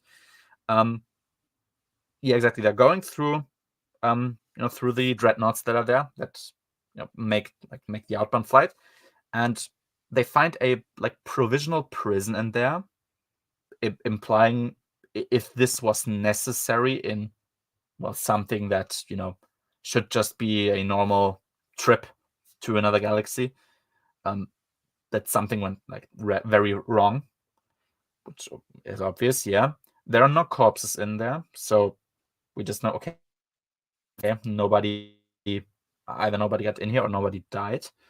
Luke and Mara, they want to go further into Dreadnought number 1 because it's supposed to be the command ship, and Drusk will accompany Chuck Fell, who caught up to them, to check on number 6, and then go back and try to save Formby, because of course that's Drusk's first worry. Chapter 15, we get a bit of I guess you could say world building for the outbound flight. There have been schools which are organized, with combined classes to teach children as much as possible at the same time. So I think they had art and then mixed with anatomy lessons. So they drew anatomy, and that's kind of how they brought everything together. Which, okay, smart. I think that's relatively smart. We learned that he had Dean Jinsler, so he's the small brother of Lorena, was insanely jealous of her because her parents supposedly saw her as the center of everything of the entire family, considering she was Force sensitive and became a Jedi, whereas he basically continued the family business. I think he learned the same thing that his father learned, and he feels like even though they always were proud when he, I don't know, passed an exam or something, still it was never that level of Jedi. Okay, that's just what we know for now. Just to recap the background, the parents worked in the Jedi Temple and really idolized the Jedi. Yep. But then because of the no attachment rule, they had to leave their jobs when Lorena got accepted into the temple. Yeah. Which, funnily enough, is the exact same backstory as a Jedi in Maul Shadowhunter. Oh, it is? Yep, it is the exact same backstory. That's cool, I guess. Wait, which came first? Maul Shadowhunter or Survivor's Quest? I'm pretty sure Shadowhunter came first. Which one was first? Okay, wait. Maul Shadowhunter. Yeah. Now that's kind of intriguing me. I just want to see. Darth Maul Shadowhunter was released. The first edition was the hardcover, January 30th. Yeah, 30th of January 2001. Yeah. And I think Survivor's Quest. This is 2006. I think it's a bit earlier, but it's still later than. It's February 3rd, 2004. Okay, yeah. So Maul Shadowhunter came first. That's interesting. I didn't know that, obviously, because I haven't read Shadowhunter yet. So that's cool to know. Actually, this is exactly the same. Yeah, those were actually my next notes. Exactly, the parents, they worked in the temple. they couldn't anymore after Lorana was admitted into the temple, which to me, I mean, I wrote down that it sounded kind of insane to me, but I guess it's following the mentality of the Jedi that we know from prequel Jedi are really stupid. You got to remember. I guess that's true. It's prequel era Jedi, so I have to expect a bit less. But yeah, I'm like still, because they just lost their job then, and that was it. I was like, couldn't you just like, I know she's in specific parts. I'm sure there's something you can do where you're never gonna counter a Jedi in the temple, but I don't know. Whatever, sure. That's that. A bit hard not to, but I think Zahn at least implied that they. Well, he didn't imply that they weren't taken care of, i.e., that they didn't have like a terrible life after that. So presumably, the Jedi still found them like a new job that was maybe affiliated, which is not the case with Shadowhunter, by the way. So ironically, the original one was the one where the Jedi acted more stupidly.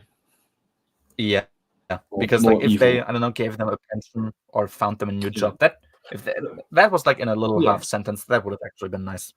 Maybe I overread it. Though I guess given the prequel era, it makes sense for the Jedi to be this stupid. But it's sad. It feels like it could have been slightly better thought out for Shadowhunter.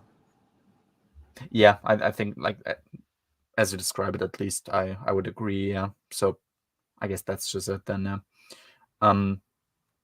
Exactly. Oh yeah, and as I said, he tried to make them proud by like really. So Dean tried to make his parents proud by like really excelling in their own job field, like as an electrician. But he felt like it was never enough, and with that little detail that he mentioned there, because he's telling the story to Presser as well, he realizes that he definitely is not an ambassador as he claims. Which also makes sense, of course, because that doesn't sound like, at some point you ask like, okay, but when did you become an ambassador though? And that just kind of was, that information was left out, which of course caused him to realize, okay, he is not actually, he just lied. Exactly. And oh yeah, we just learned that there is a quarantine area that Presser really wants to keep the Skywalkers and the 501st away from. We just know quarantine area, not really what exactly is quarantined there. So that's just what we're left with. Chapter 16. Luke and Mara, they find a former battleground. It has a lightsaber there. I think it was even multiple lightsabers, but definitively one lightsaber, which they also pick up. And it has Chiss weapons lying around, and also non-human but humanoid corpses everywhere, which confuses them because they assume, okay, these corpses, those are Chiss, but Thrawn apparently never actually ordered a ground assault. He just had a space battle with the Outlander. That's the story that they knew. So they're left wondering, did he maybe do something else? Maybe he did actually attack them. That's just kind of, they're speculating. And they wonder because none of the Garoon who are on the ship, who went with them, actually ever saw a Vagari. So they wonder whether they are actually just an invention, and the Chiss themselves were like the Vagari, quote unquote.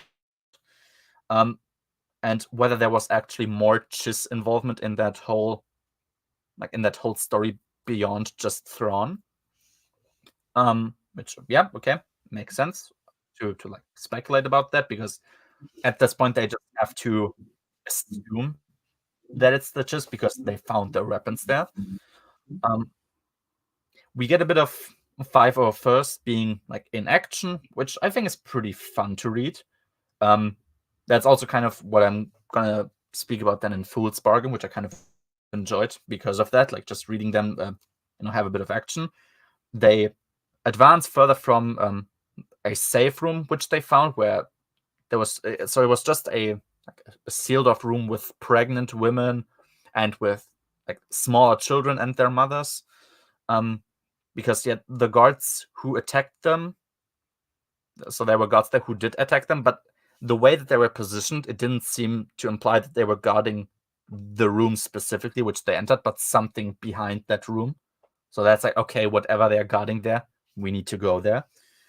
And yeah, and Drask is also like, because I haven't even touched upon this yet, the Chiss have a specific military philosophy where they hold themselves like to a standard to which like in which they never shoot the first shot. Like they never fight an aggressive war. They always just respond to them being attacked before.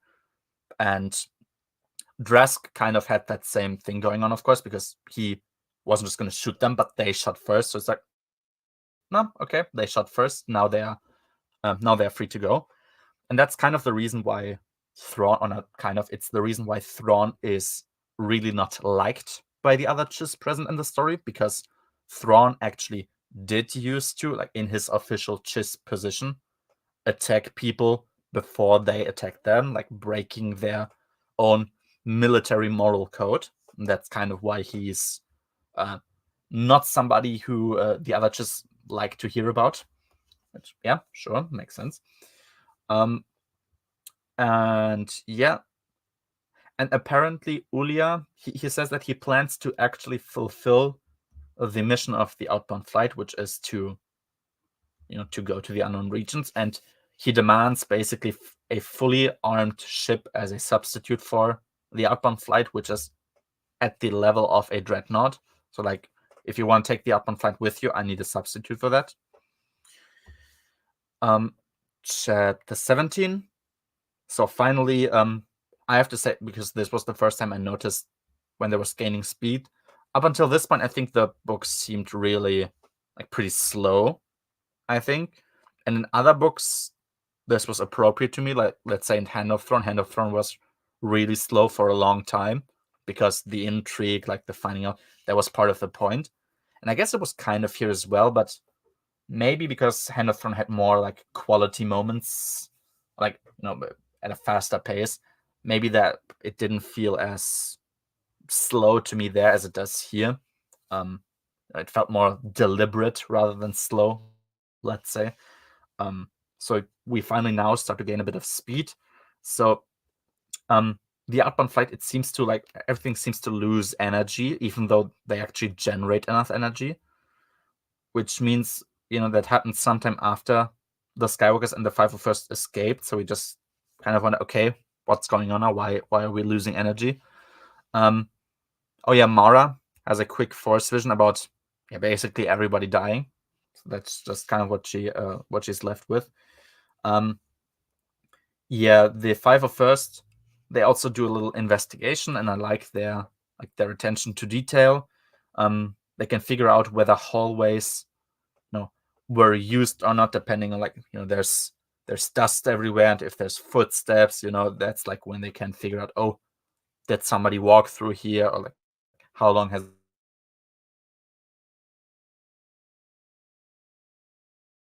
it been since somebody walked through still like them. Exactly. And yeah, the 501st, they find women and children in the quarantine, and they are apparently remains of the outbound flight 2, and all the children are Force sensitive. So the implication kind of is those are former Jedi, or still Jedi. Yeah, that's what they find there. There was nothing really more to say in that chapter. Chapter 18. Yeah, Mara was shocked about something, and she shared what it was with Luke. The children. So when the Garoon ship, like in the beginning of the book, when they approached the Chiss, you could see through like their windows, and you could see a bunch of children playing around there. And they saw those children multiple times. And at some point, Mara figured out those aren't actually children. This is just a recording that they've put on, because it were like those were the same children doing the exact same movements, playing the same games at the same places specifically. And that's kind of how she figured out, wait, something is incorrect with this. Then she's like thought back to their ship, like, and the shape of their ship, which implied that it's a carrier with a bunch of starships inside specifically. Luke blames himself for not checking at any point whether they were lying about anything they were saying or not. Mara comforts him, saying like there was no reason to disbelieve them initially, so that's just why you didn't know, which I think is a good enough explanation of why they never found out. It's like, I guess, yeah, at no point did they seem in any way suspicious, which, it was different for, let's say, Dean or Chuck Fell, because they were suspicious to Luke and Mara, but the Garoons never gave off that impression. Like, okay, I can buy that, sure. And now we learn that indeed it was the Garoons which had been responsible for everything that happened so far. And now they imprisoned everyone and also killed the Chiss guards. And we find out that actually the Vagari do exist, and those who we thought were the Garoons are actually the Vagari, who, as we learn, wish to carry out some form of revenge. The specific reasons are yet unknown, but we just know they want to exact revenge in some way. Chapter 19. Yeah, so Dean convinces Evelyn to get them the comm that they have there with the Force, and also the others to like accept her powers. So like in the entire Outbound Flight project, it's like a no-go basically, of course, to be Force sensitive. And I guess everyone who is Force sensitive immediately gets quarantined, because of course there were children in the quarantine area already. And he admits to himself, like, actually my parents never did treat me as less because I was a Jedi. That was just me like being jealous of Lorana, and just wanting what she had for himself. His parents actually never ignored him. They never like abused him or something because he was not as talented as Lorana. It was just him. It's like, okay, yep, makes sense, I guess, that this would happen.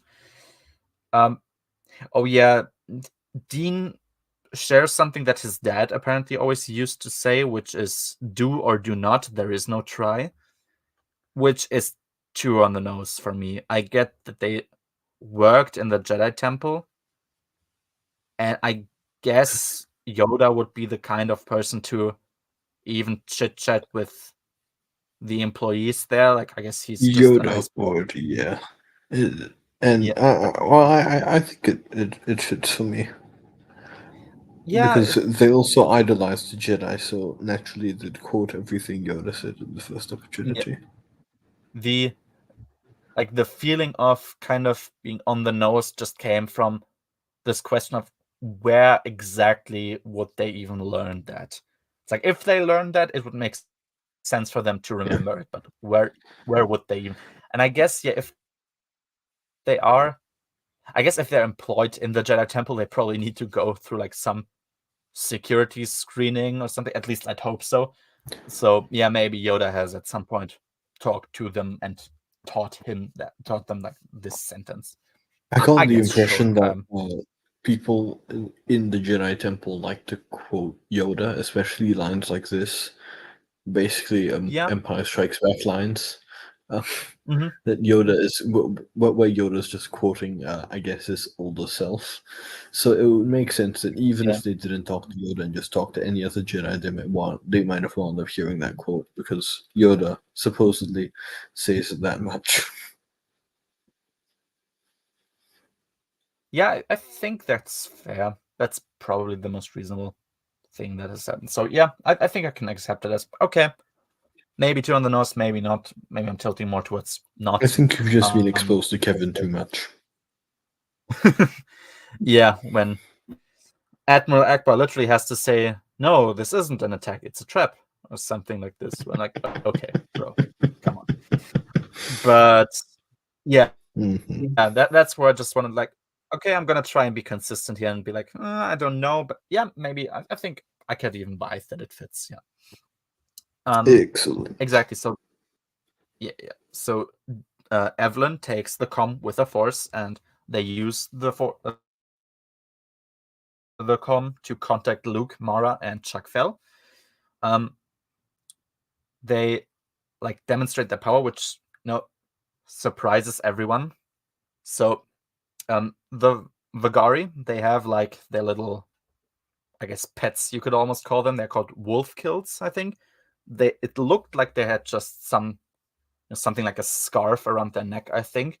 It actually turned out to be alive pet animals, like who are really deadly, who are kind of resistant to blasters, it seems. And yeah, they attack them.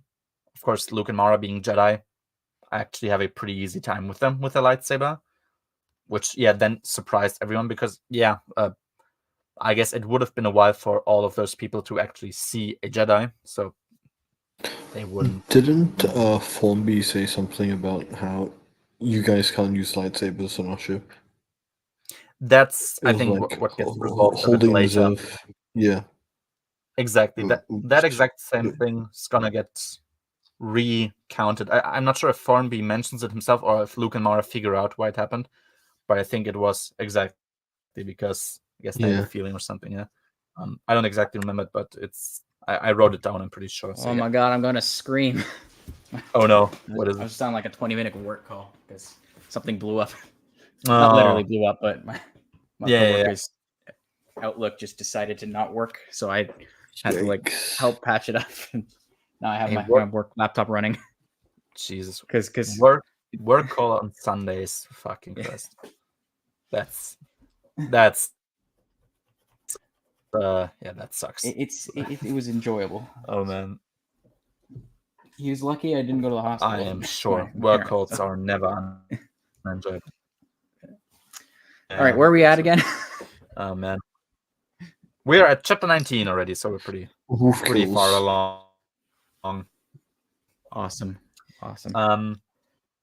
Exactly. Yeah. So, Mara specifically mentioned. So they fight the wolf kills. Mara specifically says how she loves that Luke uses the Force to like let the wolf kills fall asleep instead of just slicing and dicing them. She even calls him farm boy, like in an affectionate way, not of course like in the Throne trilogy where it was like derogatory.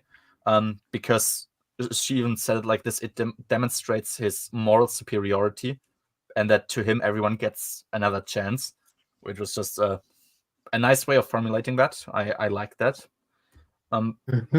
Chapter 20. So Chuck Fell, he basically swallows his pride and lets Drask command his troops, because Drask is a field commander, whereas Chuck Fell is actually also more a pilot than a ground trooper. So Drask instead he suggests like a co-command thing, because Chuck knows the terrain far better than Drask does, which was pretty cool. Like, okay, makes sense for both of these to be a bit forthcoming there. Exactly. Formby, he gets injured in one of the battles, and the colonists kind of want to refuse to give him any medical attention. Mara points out that they need to work together, basically. Or she's like, oh, if you don't want us to work together, we can also just leave. Like, we don't care. Which I like that about Mara, that she says those kind of things bluntly. It's like, yeah, like, why the fuck are we here? We can also just leave. Like, leave you alone here. And the colonists were like, wow, like nothing has changed. Like the Jedi are still the same or something. I mean, the thing is, we just kind of vaguely get that the Jedi, I guess in some sense, left them behind, or I guess not really betrayed them, but left them behind in some sense. But we don't learn what actually like legit happened. We're kind of just left wondering, why do they hate the Jedi so much? And it's one of the things that annoyed me probably most about this book, because I feel like if I just had a bit of context, I could understand what was going on. But I never got an amount of context where I'm like, okay, I understand now. It makes sense that they are the way they are. I think Zahn should have done a two-parter book that was just really long and constantly cut back and forth between timelines. Because that would have worked much better than splitting it into 2 books. Oh no, I guess you can still have the suspense and mystery when you cut back and forth between the 2 timelines, but you can condense a lot of the stuff that dragged Outbound Flight out, like the whole stuff. Or you could just make it better. Yes, that is true. You could make it better, but yeah, I think I could agree that it might make it easier because, yeah, I mean, my problems with Outbound Flight is that a lot of the things that are there literally aren't necessary. Like, wherein, let's say, Hand of Thrawn, like Pico and I actually kind of defend the amount of storylines that are there, in that all of them have a point to them. They're not useless. But in Outbound Flight, there's just a lot of fat that could be really trimmed off, and it isn't. And I think if you connect it that way, you can take away a lot of the things that are in Outbound Flight for unnecessary reasons, really, like basically the entire Thrawn section, because you get the context from the Survivor's Quest parts, basically. So I think that could have worked out. But yeah, ultimately, I mean, you could have just also made it better. That's absolutely correct. Yeah. Oh well, if only it was so easy. But yeah. Oh yeah, Evelyn gets sent along with Luke and Mara, since they saw how little the colonists think of the Jedi, and I guess Rosemary's also like, yeah, that there is no real future here for her, because of course, what would there be? Which makes me think, like, I'm not sure even if I remember what happens to Evelyn, but I guess she just went along with them ultimately. No, she doesn't go along with them. She doesn't go. Okay, she goes off on. Should I just say it now? Sure. I mean, it's in this book. She winds up with Dean, and then fades into the void of characters who had a lot of potential, but then kind of got abandoned along the way for some reason, and nobody ever went back to them. That's kind of sad. But hey, at least we got Darla and Boba Fett there. Right? There's a lot of things that I wish they went back to. Yeah. A lot of the things they eventually ended up going back to is usually not the ones I would wish. The wrong ones? Yeah, the wrong ones. Like, did we really need Boba Fett? I don't think so. We'll talk about it another time. But yeah, Evelyn is kind of a character which is like, hey, you could do more there. Oh, you're not okay. Fine. Yeah, that's kind of sad, but oh well.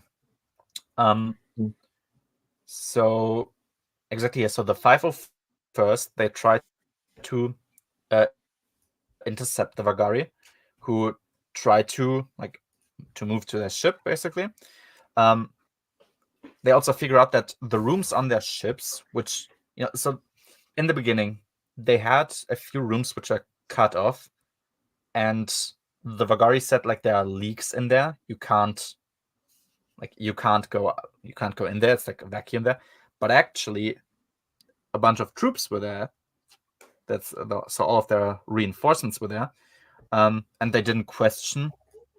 They didn't try to actually investigate the room because they saw that there actually were leaks in the ship, so they just believed that information. So it's like, okay, it's also immediately the sign of there is a recognition that them not doing anything is a problem. So you need an immediate justification of why didn't they even care about this in the first place. Oh, there were actually leaks, and so they believed them. Fine enough. Yeah, that makes sense for me. So I need to look up. It was the Vagari are their name. I kept as I read, I kept mixing up their name, because one time they have 3 A's. Sorry, they have 3 A's in their name, and there's a G in between, and I always mixed up where on which side are the 2 A's. Sometimes I think I even called them Vagarai or something. I kept missing the name until like at some point I was like, wait, I need to actually read this fucking I thing. always do that with Vapid. Oh yeah, but yeah. I can't. I can never remember which one has a double A. It's sometimes It's a Star Wars thing. Names, and I guess Vagari. Yeah, and Vagari was just the thing for me because it usually doesn't happen. But yeah, there you go. That was it. Yeah, chapter 21. We just have some nice like emotional moments here. Formby was treated. For a moment, it looked like he died, but I think he didn't die. Actually, it was just like he closed his eyes for a moment, and I was like, "Oh, did he die now?" But he ended up surviving. And yeah, exactly. Jinsla and Fiza. So Fiza is one of his assistants, I think. And they were next to him. Luke and Mara, they both worry about the 501st, which like actually surprised them. Because they get overrun and almost beaten by the Vagari. Yeah, the Vagari themselves, they apparently copied the navigation data of like I think of the Chiss ship and want to try to escape now. The 501st knows this, and Luke and Mara are mad that they never told them. But I think what they said is like, well, we didn't know whether you were the ones creating trouble here, so that's why we never told you. Exactly, the Vagari set up mines so they prevent Luke from following them, or like preventing just anybody from following them. But in this case, it's Luke who's going after them. And we learned that their revenge is specifically meant for the Chiss. So that's just that. And I'm like moving towards the end slowly here. Chapter 22. We finally get a few revelations. So at some point, Formby. Yeah, exactly. So in the beginning was at a point where Formby had forbidden the Skywalkers from using their lightsabers. So he kind of, I think, had a feeling already, and he wanted the Vagari to be surprised by their skills. That's why they made them like not use their lightsabers. So eventually they could surprise them. So Luke and Mara are basically just hidden nukes that the Chiss had in case they needed them. Yeah, because I think that's a revelation that happens then. Like the Chiss always knew, but because of their military philosophy that they can't attack first, they needed to bait them into a position where they would attack first, so then they can eradicate them, basically. Yeah. So that's it.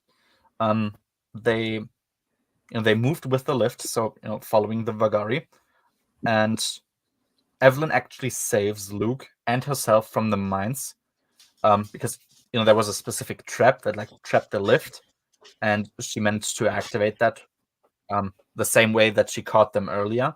So the explosion and the shrapnel that flew out of that explosion managed to damage Luke less than it would have if they just continued with their ascent, and where they would have flown directly into the bombs. The fact that the Garoons are the Vagari is what Formby spoke to Cardus about in the beginning, and we just know that they had a conversation.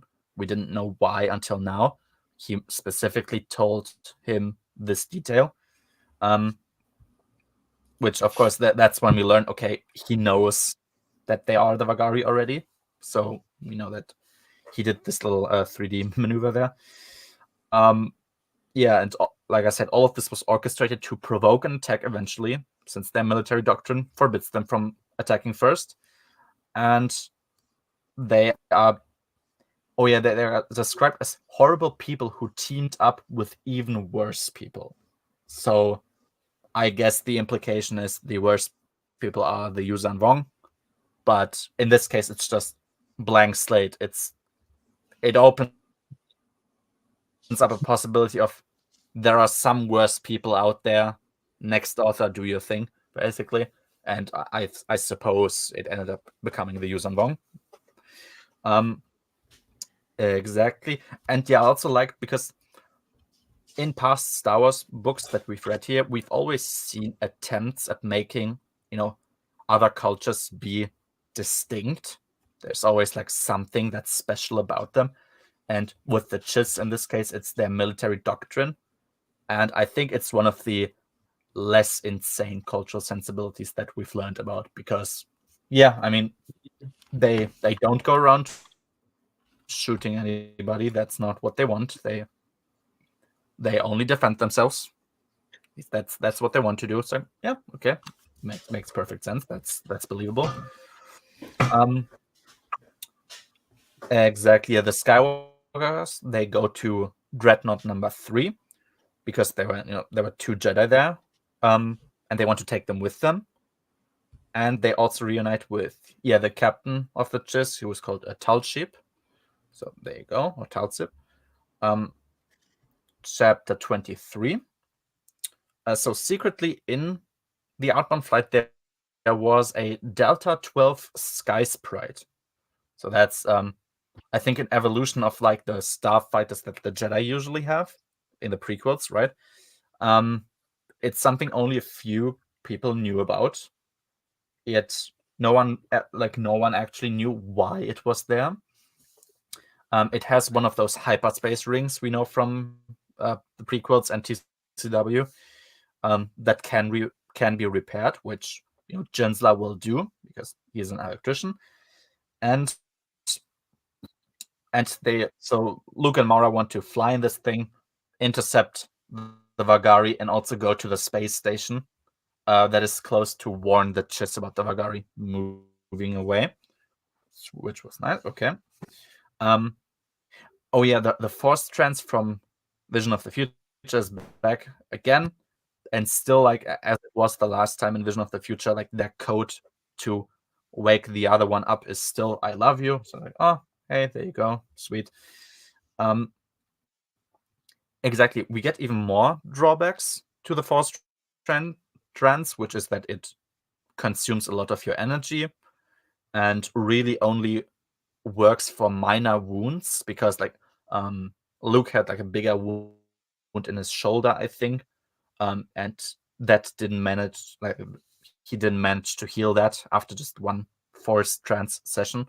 So as I said, I like that when new abilities, new technology is set up by Zahn, it's usually like, because that's important.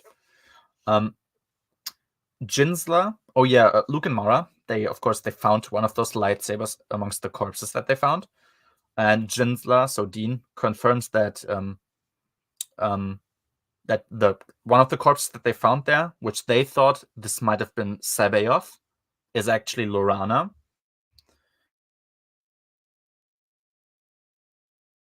So yeah.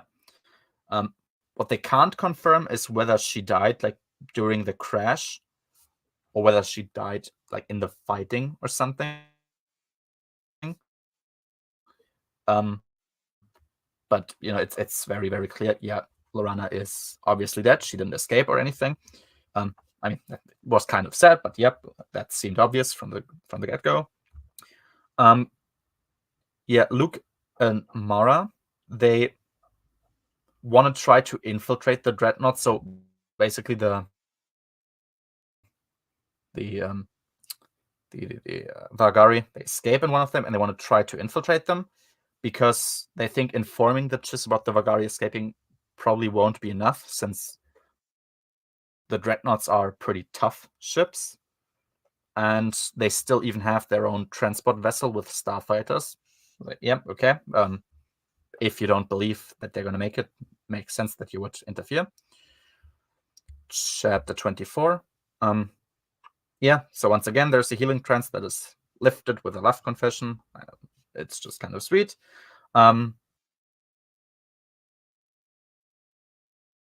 So they break into the Dreadnought because all of its sensors are messed up, basically, because, I mean, it's a pretty beaten down ship, like Thrawn properly destroyed it, and it just kind of flies.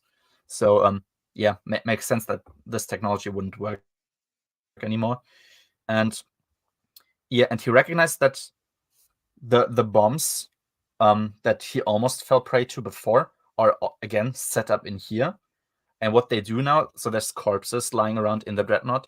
They use the force to make the corpses walk and cause the bombs that are close to detonate, which was almost kind of fucked up, but I mean, pretty smart and sensible from their point of view, of course. But yep, that was just kind of interesting to see. Yeah, exactly. So the Vagari, they kept one of the leaks in the lift of the ship, so they could have theoretically like repaired that, but they wanted to limit the amount of entrances that Luke and Mara had to like their command center. So that also made sense. And they also could be like suspicious if they found it repaired. Oh yeah, they learned that wolf kills aren't really effective against Luke and Mara. So what they did is like strap grenades to their stomach. And there's also like inflammable fuel. I think it's like running down from the walls. So when they try to cut open a wall with the lightsaber, it would just burn them to death. But yeah, they managed to actually get through that safely. They climb up pipes. They protect themselves like with a cover that they have like flying behind them with the force, and they send out like all of the fuel to flood their enemies instead. And then I think Mara like shoots with a blaster, and all the wolf kills like burn to death, which is it's also kind of brutal. There you go. They move further, and they move to the last line of defense, which is once again a droideka, which there you go, it's kind of nice, but we just know, wait, why is the droideka even here? We'll learn more about that in a bit. It's like poetry, it rhymes. It is, yeah. Droideka in a hallway. I have seen the movies, I remember that. It's not like they found a droideka at the start of the book, right? Yeah, they did. They had that once. I remember it was mentioned. Oh yeah, it was mentioned because like we saw that thing, and battle droids are kind of stupid, so they don't get used anymore.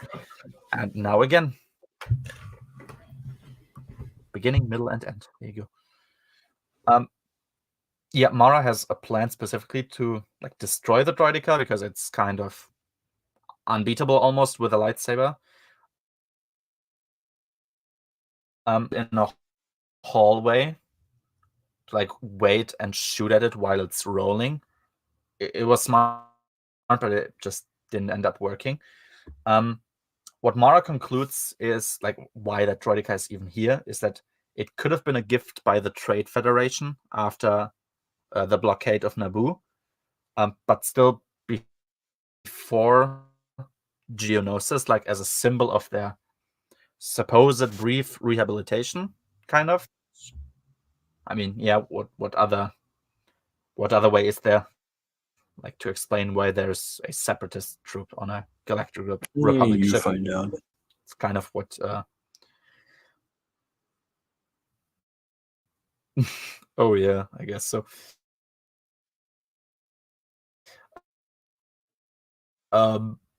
Bagari's target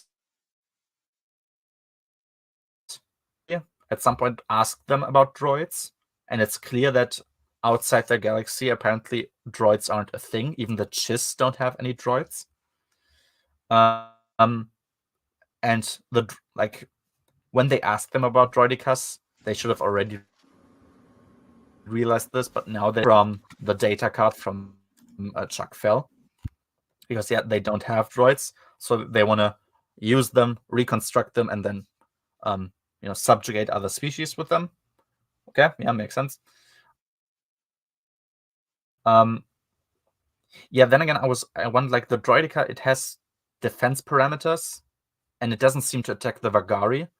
So my question was, like, if they never had droids in the first place, how do they know how to program them? Because just what we're left. The Chiss not having droids is a bit of a weird choice, but I guess it's fine. It's possible, but it's not something that I'm happy with. Yeah.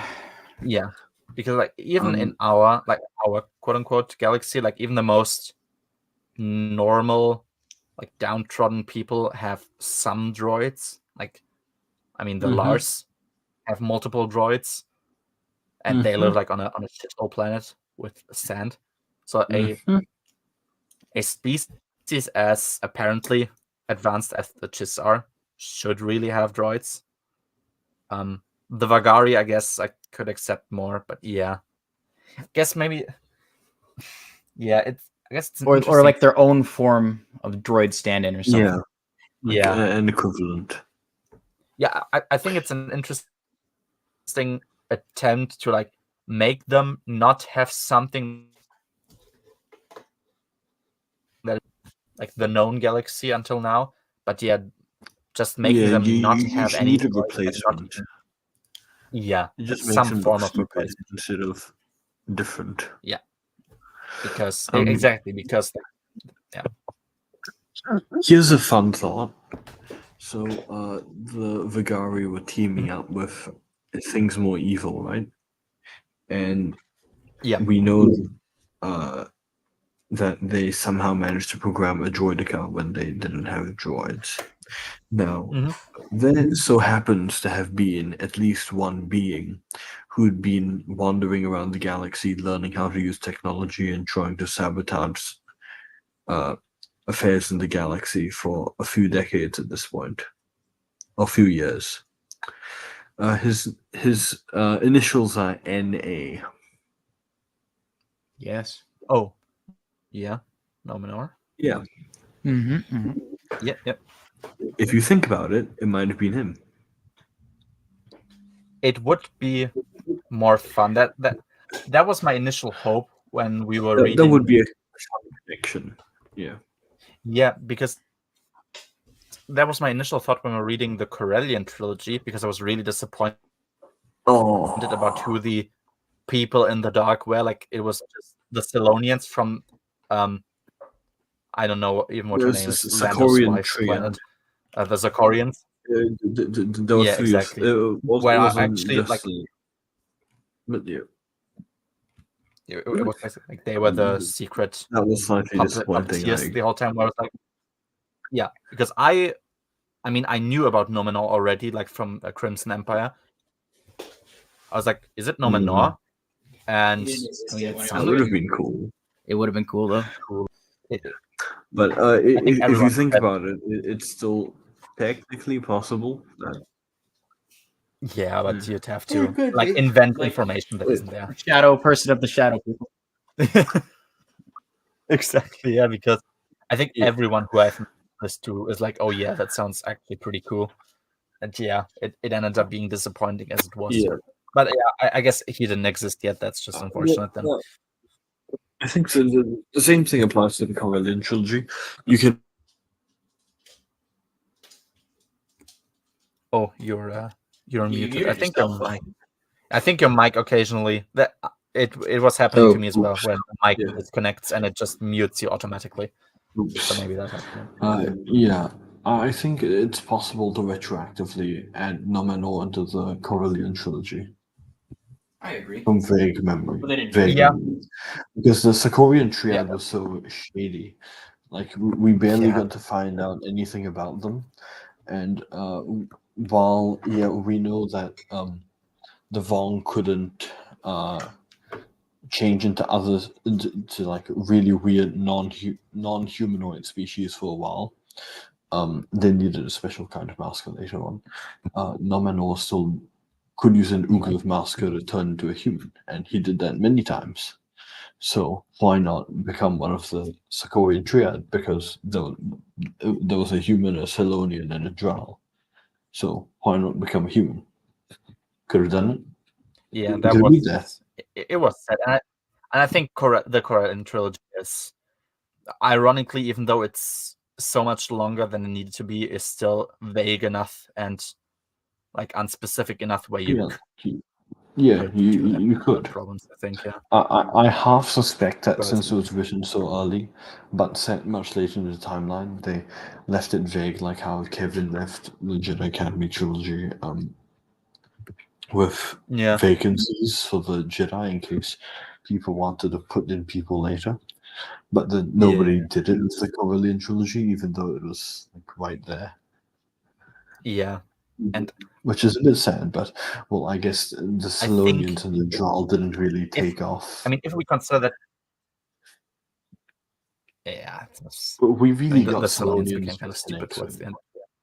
Yeah, and we never got the Droll anywhere else, so it would have been a bit hard to just suddenly make Salonian and Droll villains just to stick them into a trilogy much later on. That said, Numenor being there, it works. I'll stick by that theory. I think he could have been meddling around for long. I think you could almost accept this also being a reason why Vegari are able to program a droideka, but it's all these things where I'm like, I can reasonably assume this, but I would really like a sentence. Just we know that Numenor knows how to use technology and stuff like that. So it's possible, especially since it's really outdated technology, and he could have done it through agents as well. Possible. Yeah, I mean, But I mean, even if we want to fix all the like, oh, how come Numenor never mentioned this? You could just add in some sort of agent of his that later died, or maybe Numenor himself killed for failure. Quite possible. No. There are a lot of holes that the Vaughn could fill in very nicely, basically. True. And where it wouldn't necessarily be. Yeah, it wouldn't mess up anything, and it would, in fact, help. Yep. And so we were at the droideka, exactly. So they have a pretty long fight against the droideka. They ultimately beat it by letting. So they clearly recognize that there's a specific area in which the droideka will follow them, and at some point, if they move beyond that, he'll just move back to the door, so that you can't just like lure him out and outrun him and like go to the other side. No, he at some point he stops following you. So they let him roll towards the furthest point before going back to guard the door. And at that point, they place Lorana's lightsaber to activate it inside the shield, basically. And it explodes. So the droideka explodes, but the lightsaber explodes along with it. Which also made me think, like, Jesus, this must be like a really, really strong explosion, because I don't even think the lightsaber crystal survived it. I think that whole lightsaber was just gone. Nope. So, yeah. But I find it really weird that the activation stud survived, and yet the kyber crystal did not. Yeah. Like, because, if anything survived, activation stud. Yeah, like, couldn't Zahn have made the kyber crystal the thing that the parents gave to her? That would have been a lot cooler instead of sticking another gem on your lightsaber handle. That doesn't seem like a Jedi thing to do. It makes you look rich. I guess, I mean, if it's the parents, I guess the question would be how would they even have a kyber crystal in the first place? Like, but no, and it's kind of weird. Like, we do know that you will have to use a kyber crystal. Like in Young Jedi Knights, Jaina makes her own crystal. Tenelka finds one in a volcano. Okay. Yeah, but there you go. Yeah, like you can pick any kind of gem according to Kevin, and basically, I guess which is a topic of conversation on its own. Yeah. Well, okay, even if we ignore Kevin, in I Jedi, Corrin uses the gems from Tavira's wine bottles, and he just sticks those into his lightsaber. Like an emerald, and I think at least there was there was a point made that those were like unstable. I think like they burn out pretty quickly, but like they work for a short time. I think I remember. No, this was that like being the case, but I how don't to know. make a lightsaber when you really So- need to do it quickly. These work, but of course, Corin Yeah. didn't do it properly, especially the dual phase thing. Yep. And then his lightsaber stopped working that time, and he had to replace everything. But that could also have just been a skill issue on Exactly. Corin's part, partially. But yeah, at You could least argue that proves that Corin isn't. Yes, Corin makes yeah. mistakes. Mind-blowing, I know. Unbelievable. Shocking. Yeah, it happens. But yeah, I think it's fair to say that Zahn could have just stuck it inside the lightsaber hilt, and we would have a lot less questions. Yeah. And it would have made a lot more sense. Probably, yeah. The only possible thing I can think of is that he really, really wanted it to be purple for whatever reason, and he was banned from giving someone else a purple lightsaber. Oh, yeah. Yeah, but come on, that would just be stupid because so many people have purple lightsabers at this point. Yep, which is true. But oh well, it is what it is. Yeah. So we're at chapter 26 now. So Luke and Mara, they managed to sneak onto the bridge of the Dreadnought. The leader of the Vagari, his name is Estosh. He wants to basically poison them, like he has poison gas. But Luke manages to like move to him very quickly while Mara distracts him with her lightsaber. He can slice open like he has like a canister of acidic poison gas. He breathes that in immediately, and it's like eating through him and into his lungs, which was also surprisingly brutal. Because I'm not used to, like from Zahn at least, I guess I was not used to that kind of relatively explicit violence. So we had the wolf kill burning to death in like a petroleum fire, and now this guy's breathing in acid. Also, that doesn't sound fun, but yeah, there you go. He's dead. They take control of the Dreadnought, and exactly. So at some point they've been given a secret code by Formby, like a secret Chiss code, basically. They have an anti-meteor laser, like that's still on the ship, and they shoot that laser in the interval of the code, so like Morse code, basically, and that's how they alert the station, which is there, that they are legit, that they shouldn't be attacked. So they're just at the Brask Auto Space Station. That's where they're at. So they understand. They pretend to attack them, like the Dreadnought, with just like very weak lasers to give the impression that they are actually fighting. And the Vagari starfighters, they come back, since their main ship is pretty wrecked now. So that's kind of how they outsmarted them, which I liked. Mara, exactly, who insisted. Yeah, wait, what did she do? Oh yes, she tried. Wait, I have to look back here. It's been a while since I've read that back to. Oh yeah, I think he like gambled because they had a meetup point on their own. So the Vagari had a meetup point on their own. He, exactly before he died, she was like, no, let him walk, because it was like starting to walk and it was obvious that he was planning something. And the thing that he was planning is to put on the autopilot on the Dreadnought and send them back to like the Vagari meetup point, because that gives the Chiss like the information for their future war efforts. Because otherwise, if they killed him before that, he never would have tried to fly towards their actual destination immediately. So that's how she gave him time to put that in, and only then killed him afterwards. So I like that scene. It was pretty smart. Chapter 27.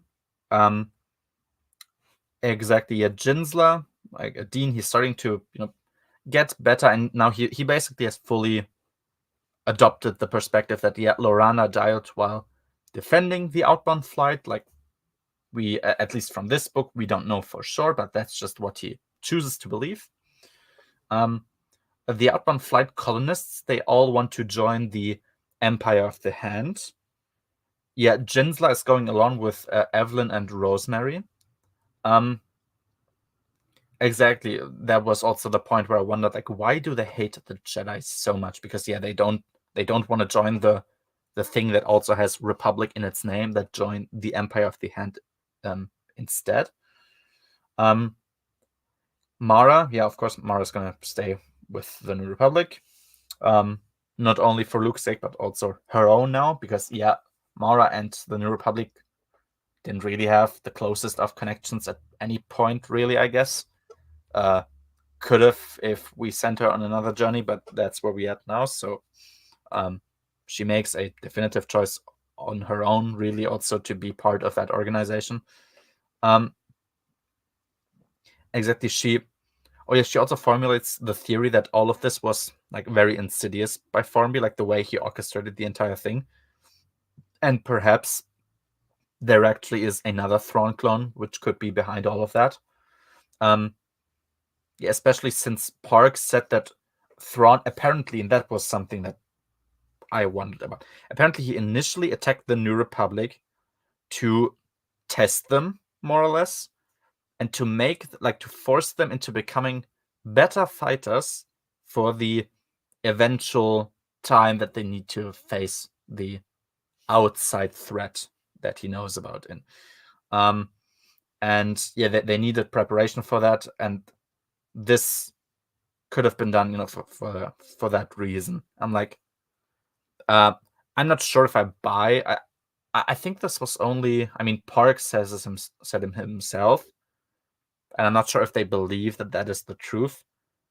Because, like, do I understand this correctly when he says that in the Thrawn trilogy he actually never wanted to conquer the galaxy, just wanted to test the New Republic and force them into becoming better? Is that what I'm supposed to get from this? Because I guess it sounds interesting, but I don't really buy that. The problem is Zahn changed I don't think his idea of Thrawn later on. It is what it is said here. Zahn was quite inconsistent with how he saw Thrawn. He made Thrawn this anti-hero character after a while, which just got old and kind of stupid. Yeah, because it's also against the character. Yeah. Zahn character assassinated his own character, if you think about it. Hey, I mean, at least he only does it with his own, I guess, but oh well. I guess it's better than doing it with because we've also heard people argue that the same was done with Mara Jade, where apparently he tried to sugarcoat what she did in the Empire, which is something I never got. I fully believe that the way Mara was portrayed now is consistent with what I always assumed her to be. Thrawn, though, I don't buy. Like that he basically, I mean, that would mean he basically always expected to lose, which I don't see. That doesn't make sense, yeah. No, not really. If it was clearer that maybe this is a way Park tries to, because basically Thrawn is their founder. If it was more clear that this is a way he wants to try to rehabilitate Thrawn, but it's obvious that nobody's buying it, at least not Luke and Mara, then I would be fine with him saying this. It's like with the Vergia thing always. It's fine if characters in universe say something incorrect, but if the book treats it as though it's the truth, then it doesn't matter. Right? Yeah, because Park could either believe it actually, or he could also just know that it's incorrect and he's lying, but he tries to seem nicer or whatever. But there needs to be an indicator that Luke and Mara definitely don't buy this. It's no, I don't see it. then I wouldn't have a problem with it. As it stands now, I'm supposed to believe, I guess, that it's the actual truth. So, yeah, I don't buy that. Yeah, and the Vagari, so that this outside threat, this is something that the Vagari could already be in contact with, and their defeat over them would, it takes out a part of the threat, and perhaps they also managed to learn a bit more about their new enemies from whatever they're gonna find, like after the war as well. Just cool. There you go. And then it ends. Luke and Mara fall asleep in each other's arms, and this is the finish. That was Survivor's Quest. I guess maybe a quick thought of like what you thought about this book and an out of 10 rating. Maybe Pico, you want to start and go around? I think I'm gonna agree with myself from when I had to duck out earlier. Mm-hmm.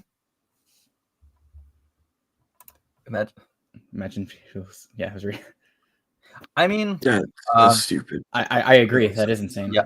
I don't know why you would stop here. That is incredibly stupid. I think I used to think this would be like before I even knew really about what was happening at any point, that this could be a jumping off point, because it was described to me as a Luke and Mara honeymoon story, and that kind of to me sounds like epilogue, and I can just like be done with it more or less. But now, of course, that I've read it, I guess it's not the worst point to jump off, but it's really not a good point to jump off. Union would be the better one to jump off of, actually. Yeah, that has more of an epilogue feeling. This is just like transition into a very obviously transition into a new storyline with. Or hear me out. The entire Bantam era goes straight into New Jedi Order, and then you stop. Well, yeah, but we're talking about this. Like the logical thing to do. You could actually. I agree. I'm saying this versus something around. Yeah, no, like if you want an earlier, like if you don't want to read NJO, I guess Vision of the Future Union is a better stop point. Survivor's Quest is kind of weird because it really moves into the future kind of already, or at least it definitively sets it up, whereas the other ones are contained enough within this really Bantam context of Republic. Scourge is pretty contained too. Yeah, sure, but like Scourge, it's not main. But imagine stopping at Scourge. What's next? I'm not sure if you mean like what's next here. Like we're gonna talk about Food's Bargain next. What's next book-wise? Outbound Flight. That's the next one we'll do. There's a guy named Lauren who discussed a whole bunch of friends, but the few EU videos he's done, he says he stops at the Bantam era and doesn't like new. I mean, if you don't like it, that's fine. A lot of people are wrong. Actually, not the only one. My dad's friend used to be an EU fan, like in the 90s, and he bought all the books. He also brain leaks, proving that he truly was a Bantam fan, because he thought that the X-Wing books were written by Kevin J. Anderson. Oh, Jesus Christ! Can you imagine this? I know. I had to correct him. Yeah. He really likes stuff like Young Jedi Knights and the Jedi Academy trilogy and the X-Wing books, but then he said that he couldn't really push on because he thought that the series just got too big with New Jedi Order. I hate that criticism, which I completely disagree with. No one understands what that means. They'll say stuff like that, and have no reason as to why. In his admittedly pretty feeble defense, he was going through med school at the time of New Jedi Order's release. Which is a pretty lame defense, but I will give him. I fell off because I had med school. That's fine. My problem with it is that he never went back again. He still has those books in boxes. He's not even offering to give them to me or anything like that. He literally just has them in boxes in his house. Yeah, I mean that's which is kind of sad. So Yeah, he has abandoned his books to the boxes, which is probably the worst fate short of the dumpster. I have a few of them in boxes as well because, at some point you run out of space. And if you want to have an organized room. If you keep your own books in boxes and like take them out every so often, and just because of storage space, that's a different issue. If it's books that you bought when they came out like 20 years ago and then you don't want to read again because you thought the series got too long, i.e. you got too busy and then got lazy, that's just really depressing to think about. Yeah, that's pretty obvious, yeah. I mean, my God. I don't complain that One Piece is too long now that I'm getting into it. It's a long series and I haven't read along, so... Once you catch up, you're like, wait a second, this isn't long enough. Yeah, I can assume that, yeah. So yeah, looking at this, at this comment here, like, I mean, doesn't like new... I mean, that's fine. I think I already had EU books, not a lot of them, but where I'm like, I think this is pretty good. I just don't enjoy it, and that's fine. Like, because you're not making an objective claim about this is great or this is horrible. It's just I don't enjoy it, and you don't have to enjoy anything. It's of course different if you claim that something is bad. Then you have to like get a bit more specific. Someone would mention that at Unifying. I mean, Unifying. Yeah, of course. As soon as I saw you in the comments, I had to do it. Sorry. Yeah, like Unifying Force, Return of the Jedi, even almost if you want to stop there, and like Vision of the Future Union. If there's ending points, it seems like it would be one of those.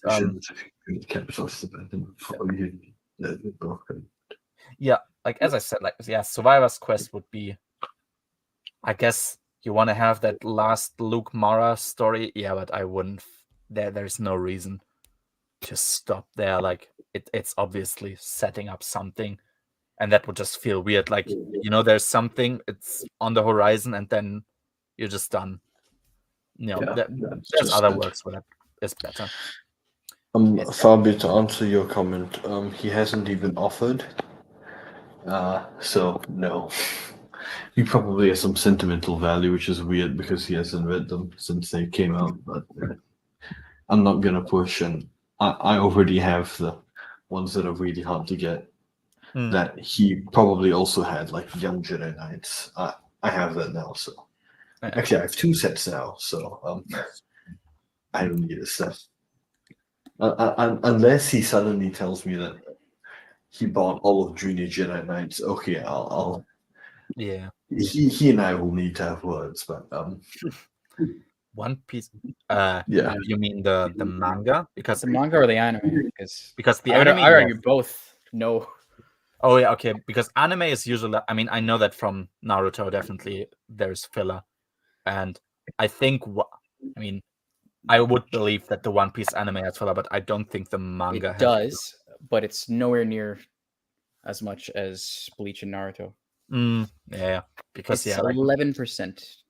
Okay, because manga usually like there's no point necessarily in manga filler, so I think it's not supposed to happen usually.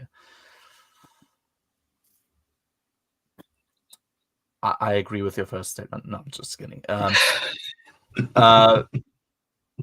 I think their chemistry is pretty self-evident to me. I mean, they interact like in the books that they're in, written by authors, I would argue, have done a good job.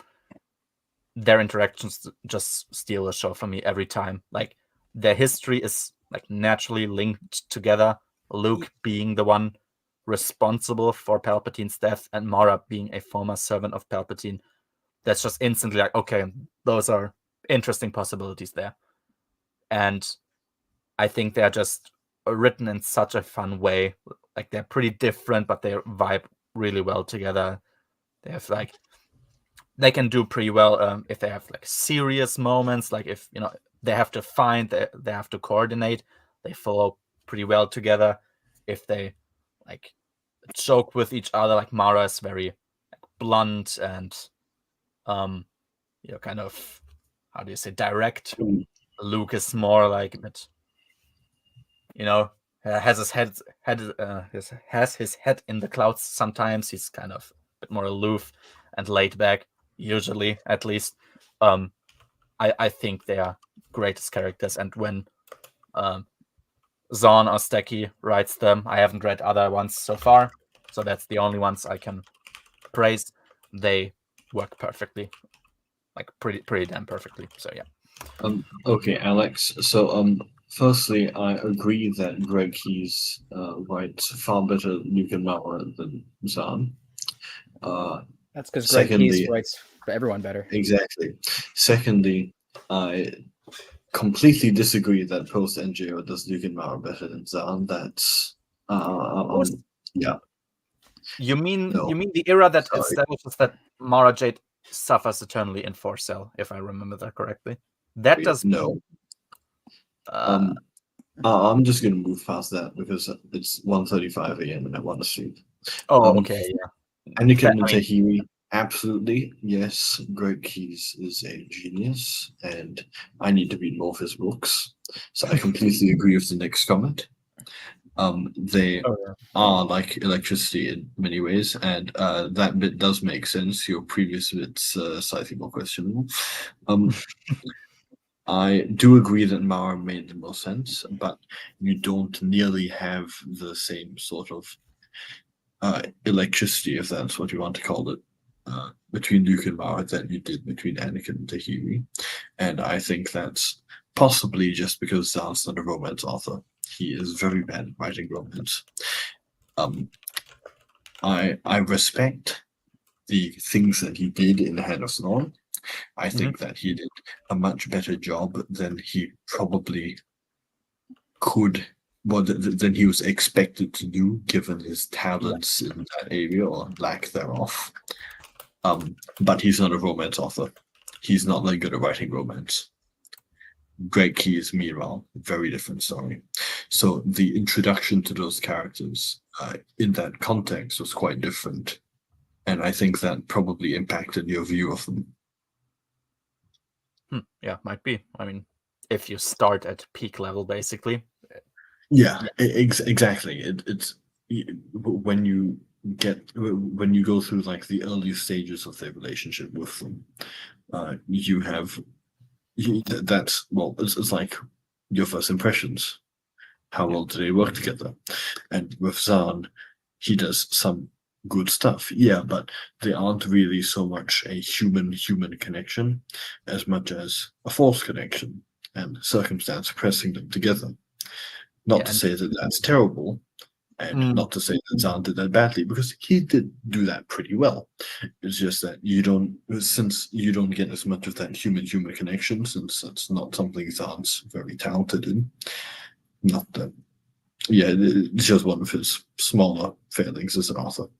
Well, you get a very different first impression from with Anakin and Tahiri, because Greg Keyes is very much a human connection author.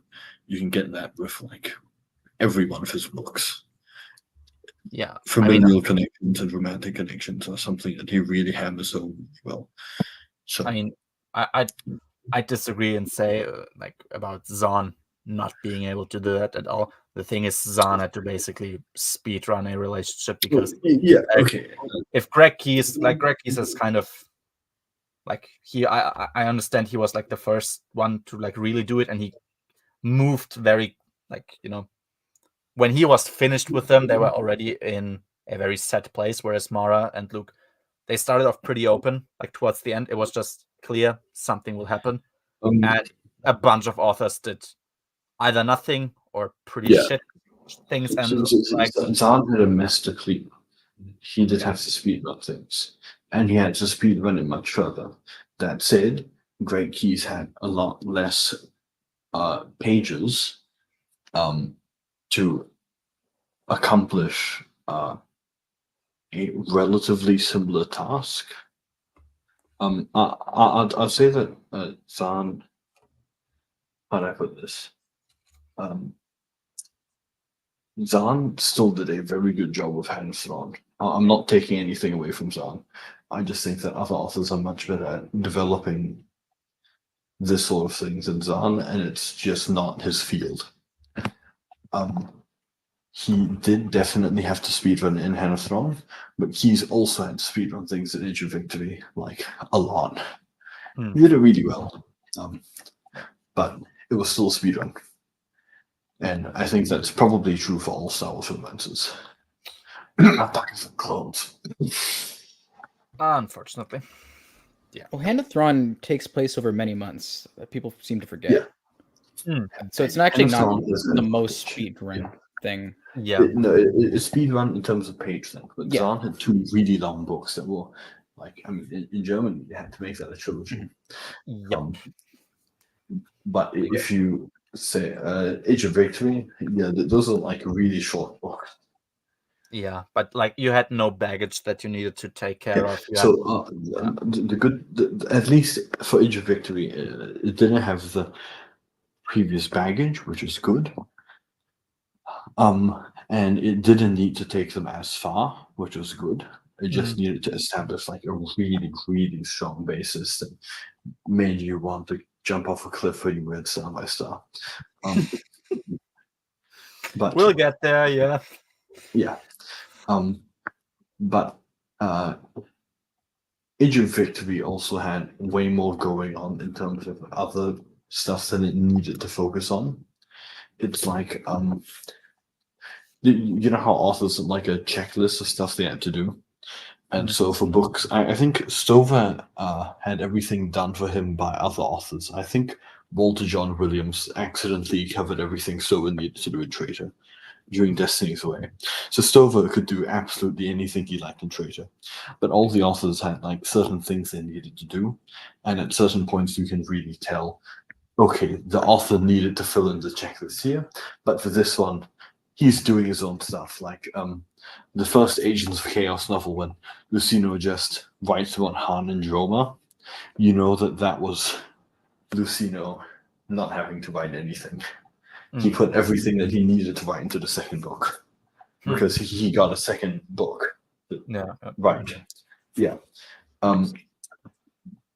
So I think Keyes had like he really needed to do a lot to set up Star by Star. And while this was like one thing that he had to do, he also had so many other things that he had to accomplish with other characters, like Jason had some stuff. Save this for Age of Victory. Shut up. Yeah, exactly. Don't go too much. I don't know what's happening yet, so I want to be. You were leading to somewhere. I'm like, no, stop. Exactly. Yeah, we were fine until now. Okay, fine. Anyway, I should go and sleep. No spoiling Edge of Victory. That's all right. Yeah. Nice.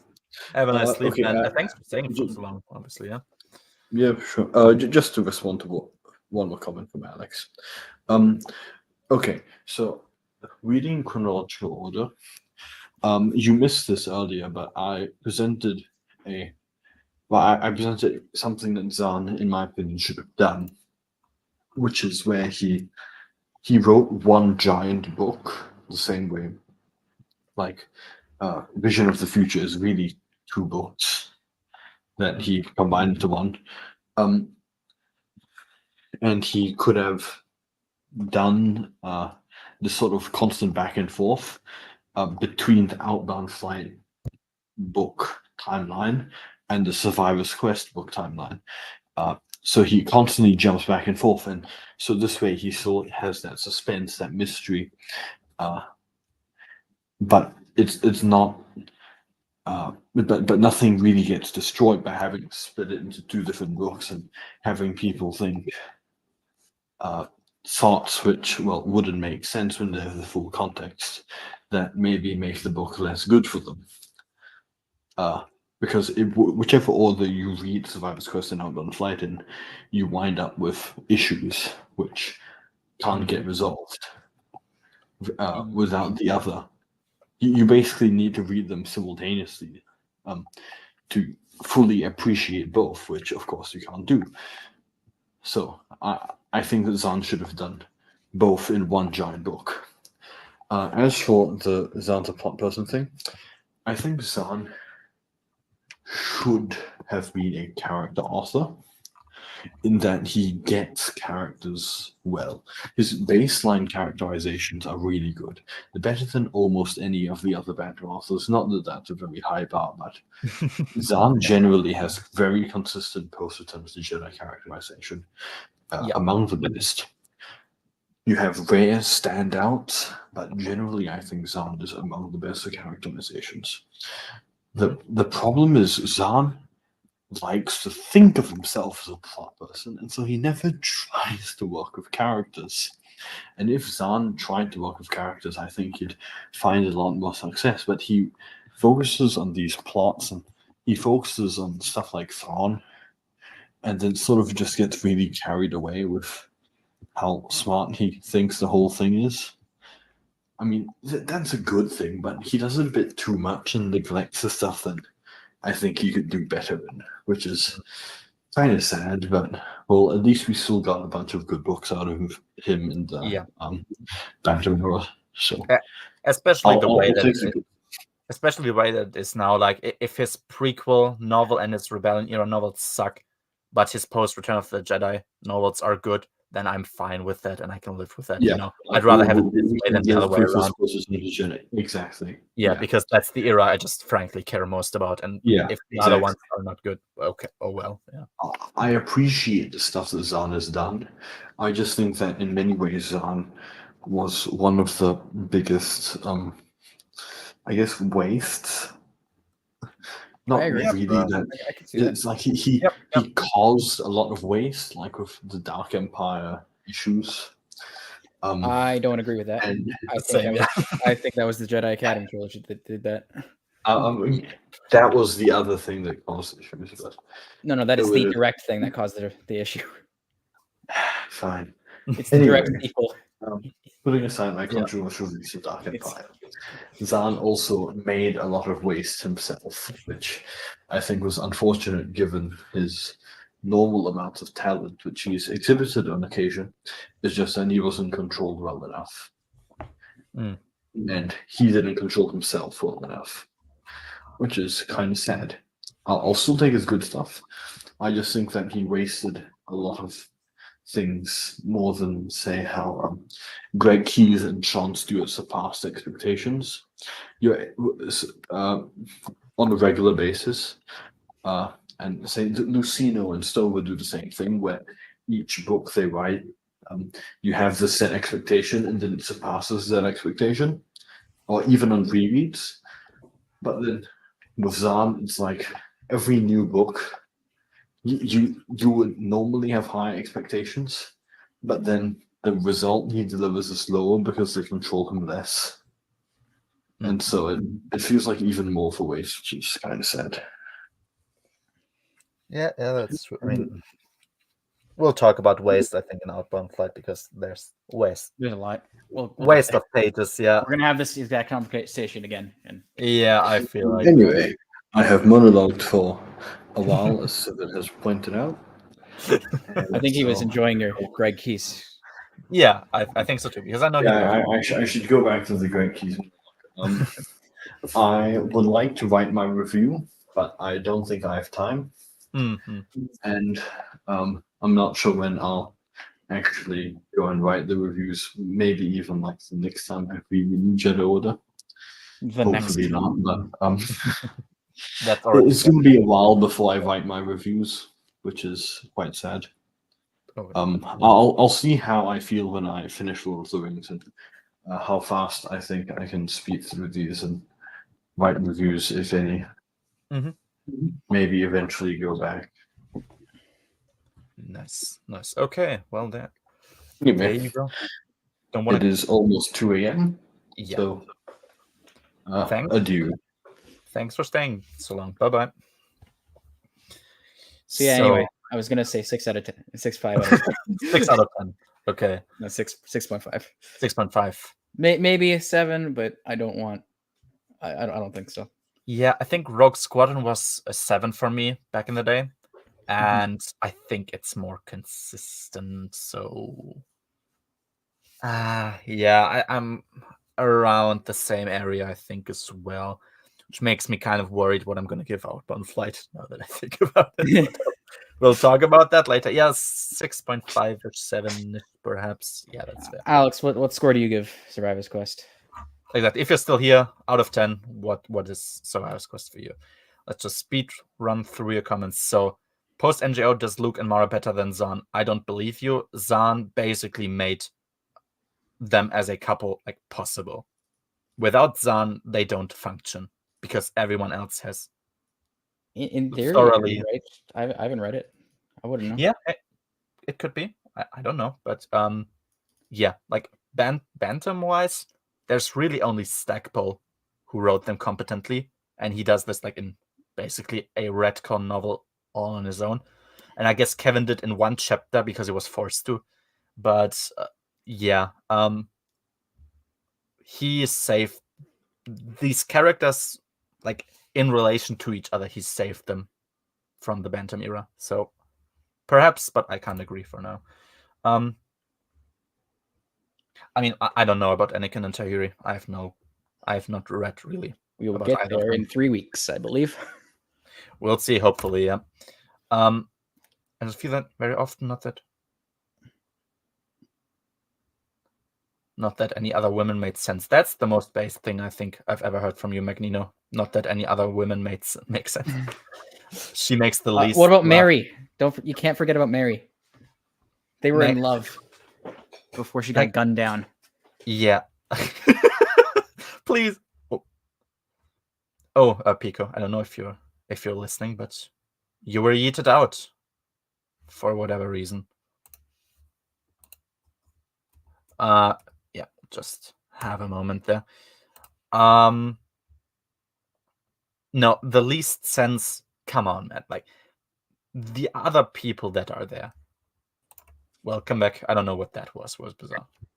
Guess just gave up. Whoa. Okay, there we go. Okay.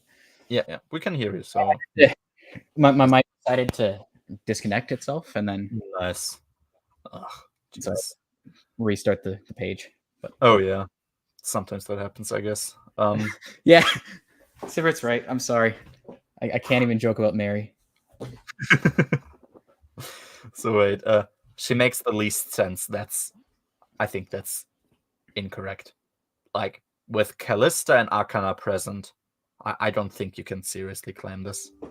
I mean, if you like her least, that's fine enough. I wouldn't know why, but it's your opinion. But she actually makes like objectively the least sense. I don't think that's true. Yeah, okay, that's what doesn't. I mean, it didn't always land for me either, especially in the books, which weren't written by Zahn or Stackpole up until this point. I don't know in relation to what this was. It probably is. It's whatever it was. Yeah, I mean, he probably didn't read the Young Jedi Knights books before writing the Throne trilogy, so it's usually his fault. But if it's about Luke and Mara needing fixing, which I think you could, but I don't think it is. No, it is not, because Luke and Mara were not set up to be a romantic couple. It's fine, but they were set up to have a closer relationship that they ended up having. Like their first interaction in the Jedi Academy trilogy basically retconned the end of the last command, which clearly sets up that they do something. And yeah, that just hasn't happened. They just didn't do anything at all. Like Mara became a irrelevant character. She was fridged. That means nothing.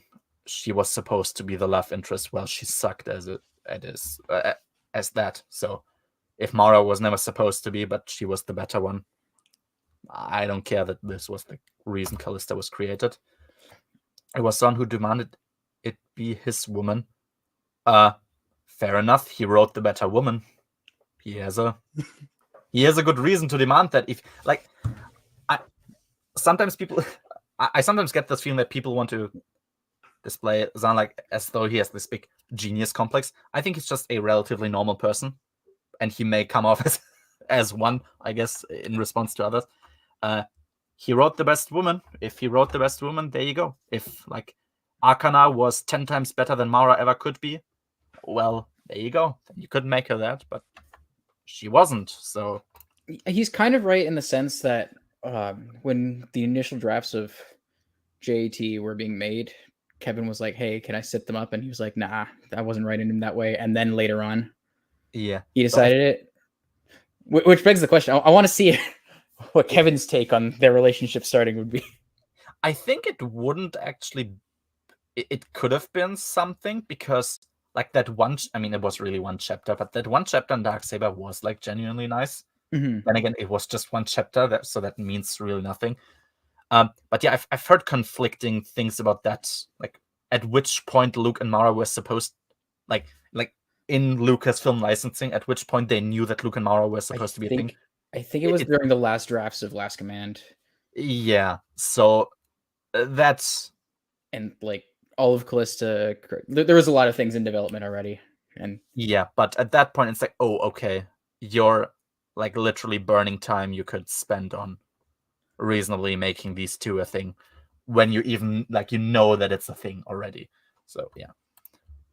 Zanza, well, I guess Graham disagreed with you there. I don't know. I find it difficult to like focus on these terms specifically, so I try not to like get caught up in them too much, more than a character person. You had the other perspective here.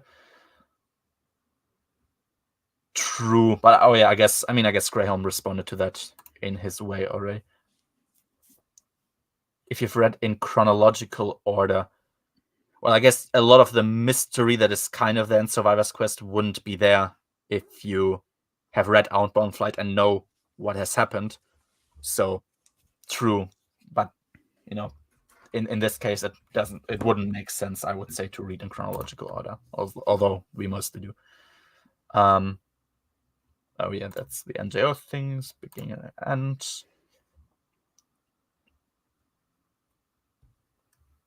He said, I'm not sure if it's Stover, I guess, how he hates exposition and how NJO was possible. Oh, okay. I mean, I guess he means like exposition dumps specifically, where you just get a wave of information in very short time, because yeah, that's like that usually shows some form of lack of skill. So if he didn't have to worry about that, it's good. So I guess just there you go. There you go. So that you also had something to enjoy. I'm glad about that. Yeah, exactly. Like if you read in this case, I would never recommend anyone read publication order, because that's genuine hell. I always say chronological order with modifications. So at times it makes sense to switch it up in some way. In this case, it just happens to be in publication order only for those two specific books. So Survivor's Quest, then Outbound Flight. Usually don't ever read in publication order if you want to be a Star Wars fan, I think. Oh yeah, there you go. Greyhound talks are great. They are. Man has cooked. Hey, nice of you. Thanks. And back to you as well. Yeah, true. You aren't usually 5 out of 10. I think that's a Survivor's Quest rating. 5 out of 10. Yeah. I think I can be convinced, honestly. I almost think there was enough nice stuff in here where I feel like 5 out of 10, considering what we have ranked higher than this. Like 5 out of 10 would be Darksaber level. Is it? I don't know. I think 5 out of 10 for me personally would almost be too low. So like 6.5 at least, I feel like, because then you get into territories of like our more so negative books, and they had the most chemistry in the Thrawn trilogy. Yeah, well, they were fresh characters, so that would make sense. Do they have more than Yeah, I guess because you're not used to them yet, maybe you could say they had more than Hand of Thrawn, but they had better interactions and they had a better relationship in Hand of Thrawn. Like, even relative to the time they were in, I think they were best there. But yeah, I mean, this was them at their peak, because a writer who understood both these characters wrote them. Hand of Thrawn, I mean, there you go. You don't have to feel. I mean, that's perfectly fine if you don't. But yeah, I think it's very obviously there. Which was the something the Mary one. Oh, the Mary one. Oh yeah. Yeah, exactly. Yeah. There you go. This was in relation to the argument that Zahn had to rush this relationship. No, I don't buy it as well. Because you don't have to, like, if Luke and Mara were friends, like, or Jedi colleagues / friends, then it's far easier to make this relationship work because you have far less baggage to deal with. If Zahn might have said initially to Kevin, don't write them as a couple, fair enough. That's okay. There apparently was background knowledge that they were supposed to be endgame, and if you set up different things then, like to write your own, put your own stamp on it, I don't know. I don't like that, especially since she ended up being the best one. But them rushing this relationship, it's not like we have to speedrun romance necessarily. It's we have to speedrun these characters, like, being able to interact. Like, at this point in time, they were completely destroyed as individual characters, more or less, and also in their, like, companionship, because, like, from JAT onwards, like, what was there? JAT, she fucked off, he did nothing, and that's it. I think the next time they meet is in Darksaber. Or no, at the end of Callista or something. And then she's just kind of not there for most of the time. Like Black Fleet Crisis, I think she wasn't mentioned once. Crystal Star, she's not there. I mean, okay, Aduma, obviously. Then you have the Corellian trilogy, which wants to convince me that she's a villain. Until the obvious thing kicks in and it's said, no, she is not. So you have to make sense of these characters, like, being completely alienated, and that takes a lot of time. Whereas if they were, like, friends, it wouldn't. So yeah. I also don't like out of 10. I mean, they're an easy way to, like, give a first impression of your thoughts. Yeah, it's general thoughts of. Yeah, they are not perfect. It's an organizational chart, basically. Yeah, mostly. Lauren has the thing where he does a net positive, a net negative, or a net neutral. Oh, I think it's, I guess, interesting to do that, but, like, if you have a book that, like, really sucks but sets up actually important stuff, you could almost say, like, oh, is it net positive? Because it has set up something really important, but it has, like, other things that are net negative. Then again, more or less, we do that anyway. Like, we talk about what we think are net positives and negatives for the Star Wars year. Yeah, I mean, that's why we chose the long method. Talk about everything, you have the full picture, and then you get to decide on your own. Yeah, same. I think just alone for Luke and Mara interactions, which are weaker than in her Hand of Thrawn, I wanted to say. But still the strong point, because, yeah, as I said, they usually steal a show for me when I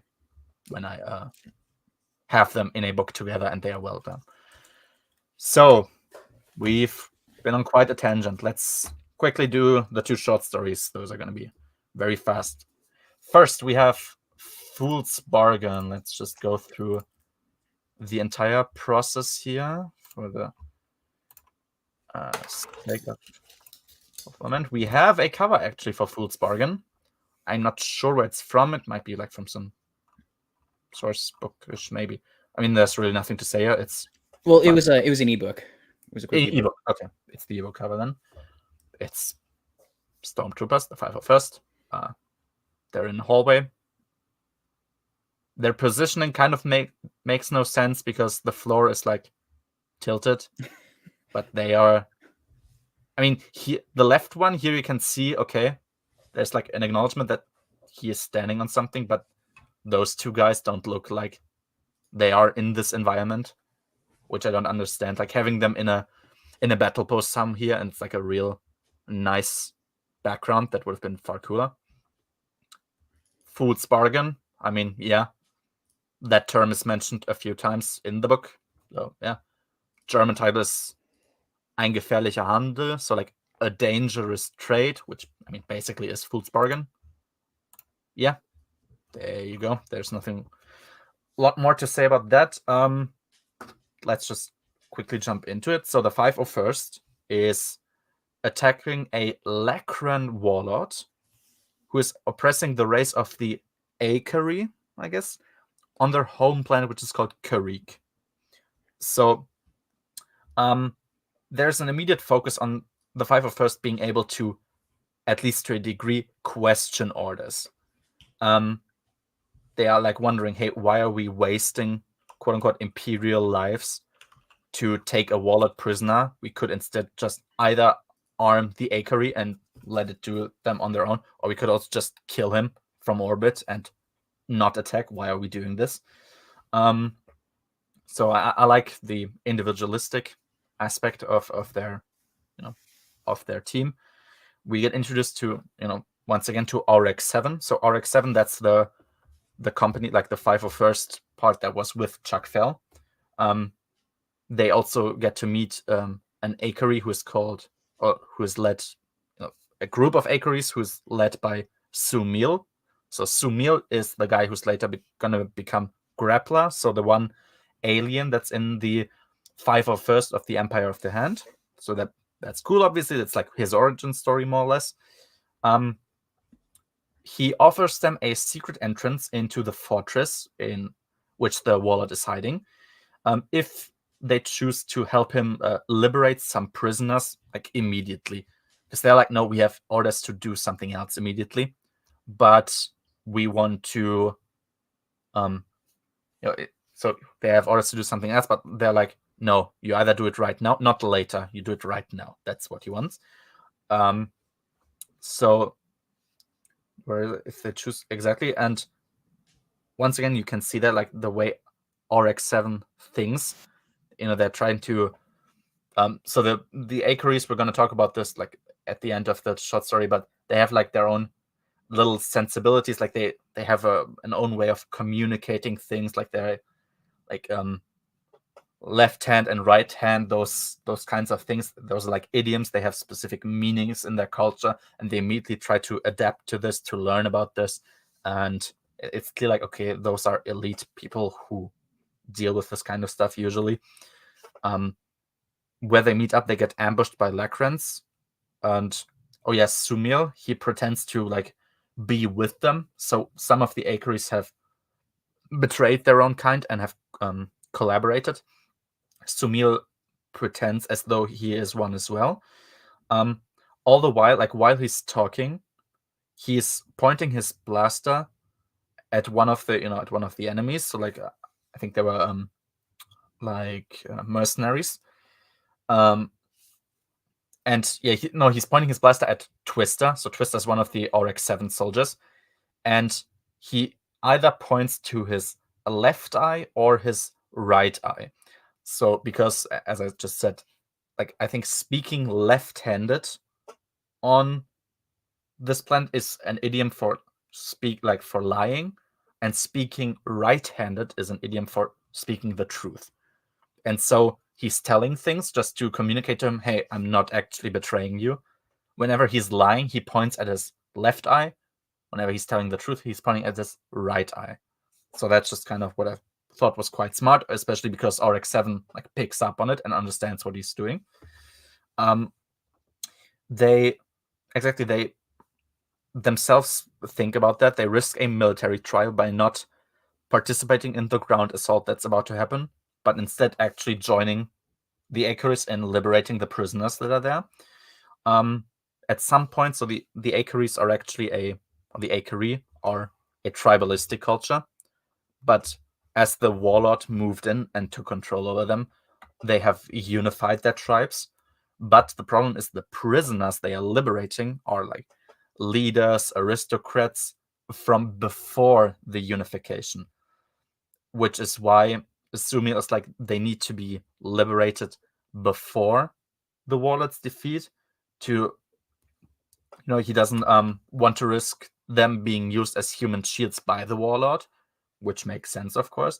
But also he wants to let them be spoken to by another leader who's called Haran. He's one of the princes of those former tribes.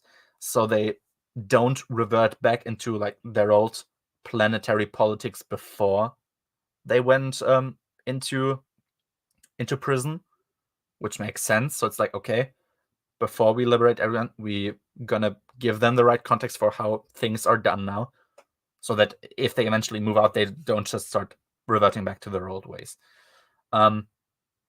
They move further into the fortress. They reach a room full of mines, which a Twister, so one of the 501st soldiers, undoes.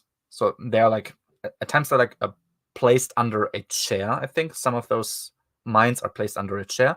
He has a grappling hook with him. So what he does is he pulls the chair in a way that it falls down. It triggers the explosion, but also the chair is in between. Like I think it was quite a massive chair, so that it's between them and the explosion. So it doesn't kill them. Obviously, there was just a nice little way of dealing with that. The warlord is taken prisoner. He has a full body armor, and is from an unknown species. That also made me think: is that maybe a Yuuzhan Vong? Then I guess it could be. Because I'm not sure if they do, but I think they wear full body armors. Don't quote me on that. I don't know them, obviously, but yeah, unknown species. That's all that we have. And Sumil wants to, after all of this, he wants to join the 501st, and he will eventually become Grappler. And this was it. This was the entire short story. I personally really thought it was interesting and solidly done. There's this whole theme throughout the short story where it's like they need to toe the line between obedience and initiative. It's like, we need to be independent enough where we're not just mindless drones, but we also need to be obedient enough where we don't get put on trial. And I think that was pretty well done. So, for being what it is, I honestly thought it was almost like I don't know what we gave Firestorm back in the day. I honestly thought this was almost an 8-ish. If you're not interested in this, you wouldn't care specifically, but I think for what it is, it's solidly done. So yeah, I think it's really well done. Yeah, there's really nothing more to say. Solid read. Yep, it's kind of it's pretty good. Nothing more, nothing less, really. So I think I gave it an 8. I could reasonably be convinced that it's a bit lower, but yeah, that's kind of what I gave it. I don't know what you would give it out of 10. It's kind of hard, but yeah. Yes, 7.5 or 8. It's well done. Yeah. There's really nothing more to say about this. It's not excellent with a big twist or something, or really revolutionary. It's a nice little military short story. Period. Yeah. So that is Fool's Bargain. Judge's Call is the last, which really it is what it is. Yeah. There is when you go on Wikipedia, there is a picture with Judge's Call. It's just this picture of a Luke and Mara staring into each other. This one here. This is always what I find on Wikipedia when I go to the Judge's Call page. So I'm not sure if it is from the website. If you click on the backup link that's below. Wait, where? Go to notes and references on that page. You mean this here? The Judge's page. You mean this or no? No. I'm not sure if I know I can also just stream, I guess. Yeah, if you have it, because I just have the picture open separately, so I'm not sure. Okay. Maybe I'm missing something here. Share screen. This one. Okay. Yeah, I was not on the website. That's So. Oh wait, this link is broken now. yeah, I agree, Alex. It was. It's broken, so that's not. Yep. But if you go to the backup link. Oh, okay. Then it's the website, and there you can see the picture. You mean okay? So I think it was actually drawn for this short story. Yeah, which is nice because that's considering especially a lot of Mara Jade official pictures, like on covers and whatnot, were usually not really that good. This is like probably one of the most excellent ones. I don't know. I don't remember what she looks like on one of the international NJO covers, but I think she looked pretty well there as well. Yeah. Pretty solid cover, or like pretty solid picture, I guess, for a pretty short story. I agree. I think I agree. Yeah. I mean, Survivor's Quest was not necessarily focused on the romance anymore. Obviously, less so than Vision of the Future was. So yeah, I would agree with that, because this is obviously just a romantic story, and there really, like, we can jump in, but there really is nothing to say here. Like, it's just a theme where Luke keeps getting asked to like help others in need, more or less. Mara is coming along because it's her husband, but she really just wants to spend time with him. And together, like, with one of those who ask him, he prepares like a surprise getaway for them with like a bunch of stuff that she loves for essentially their second honeymoon. One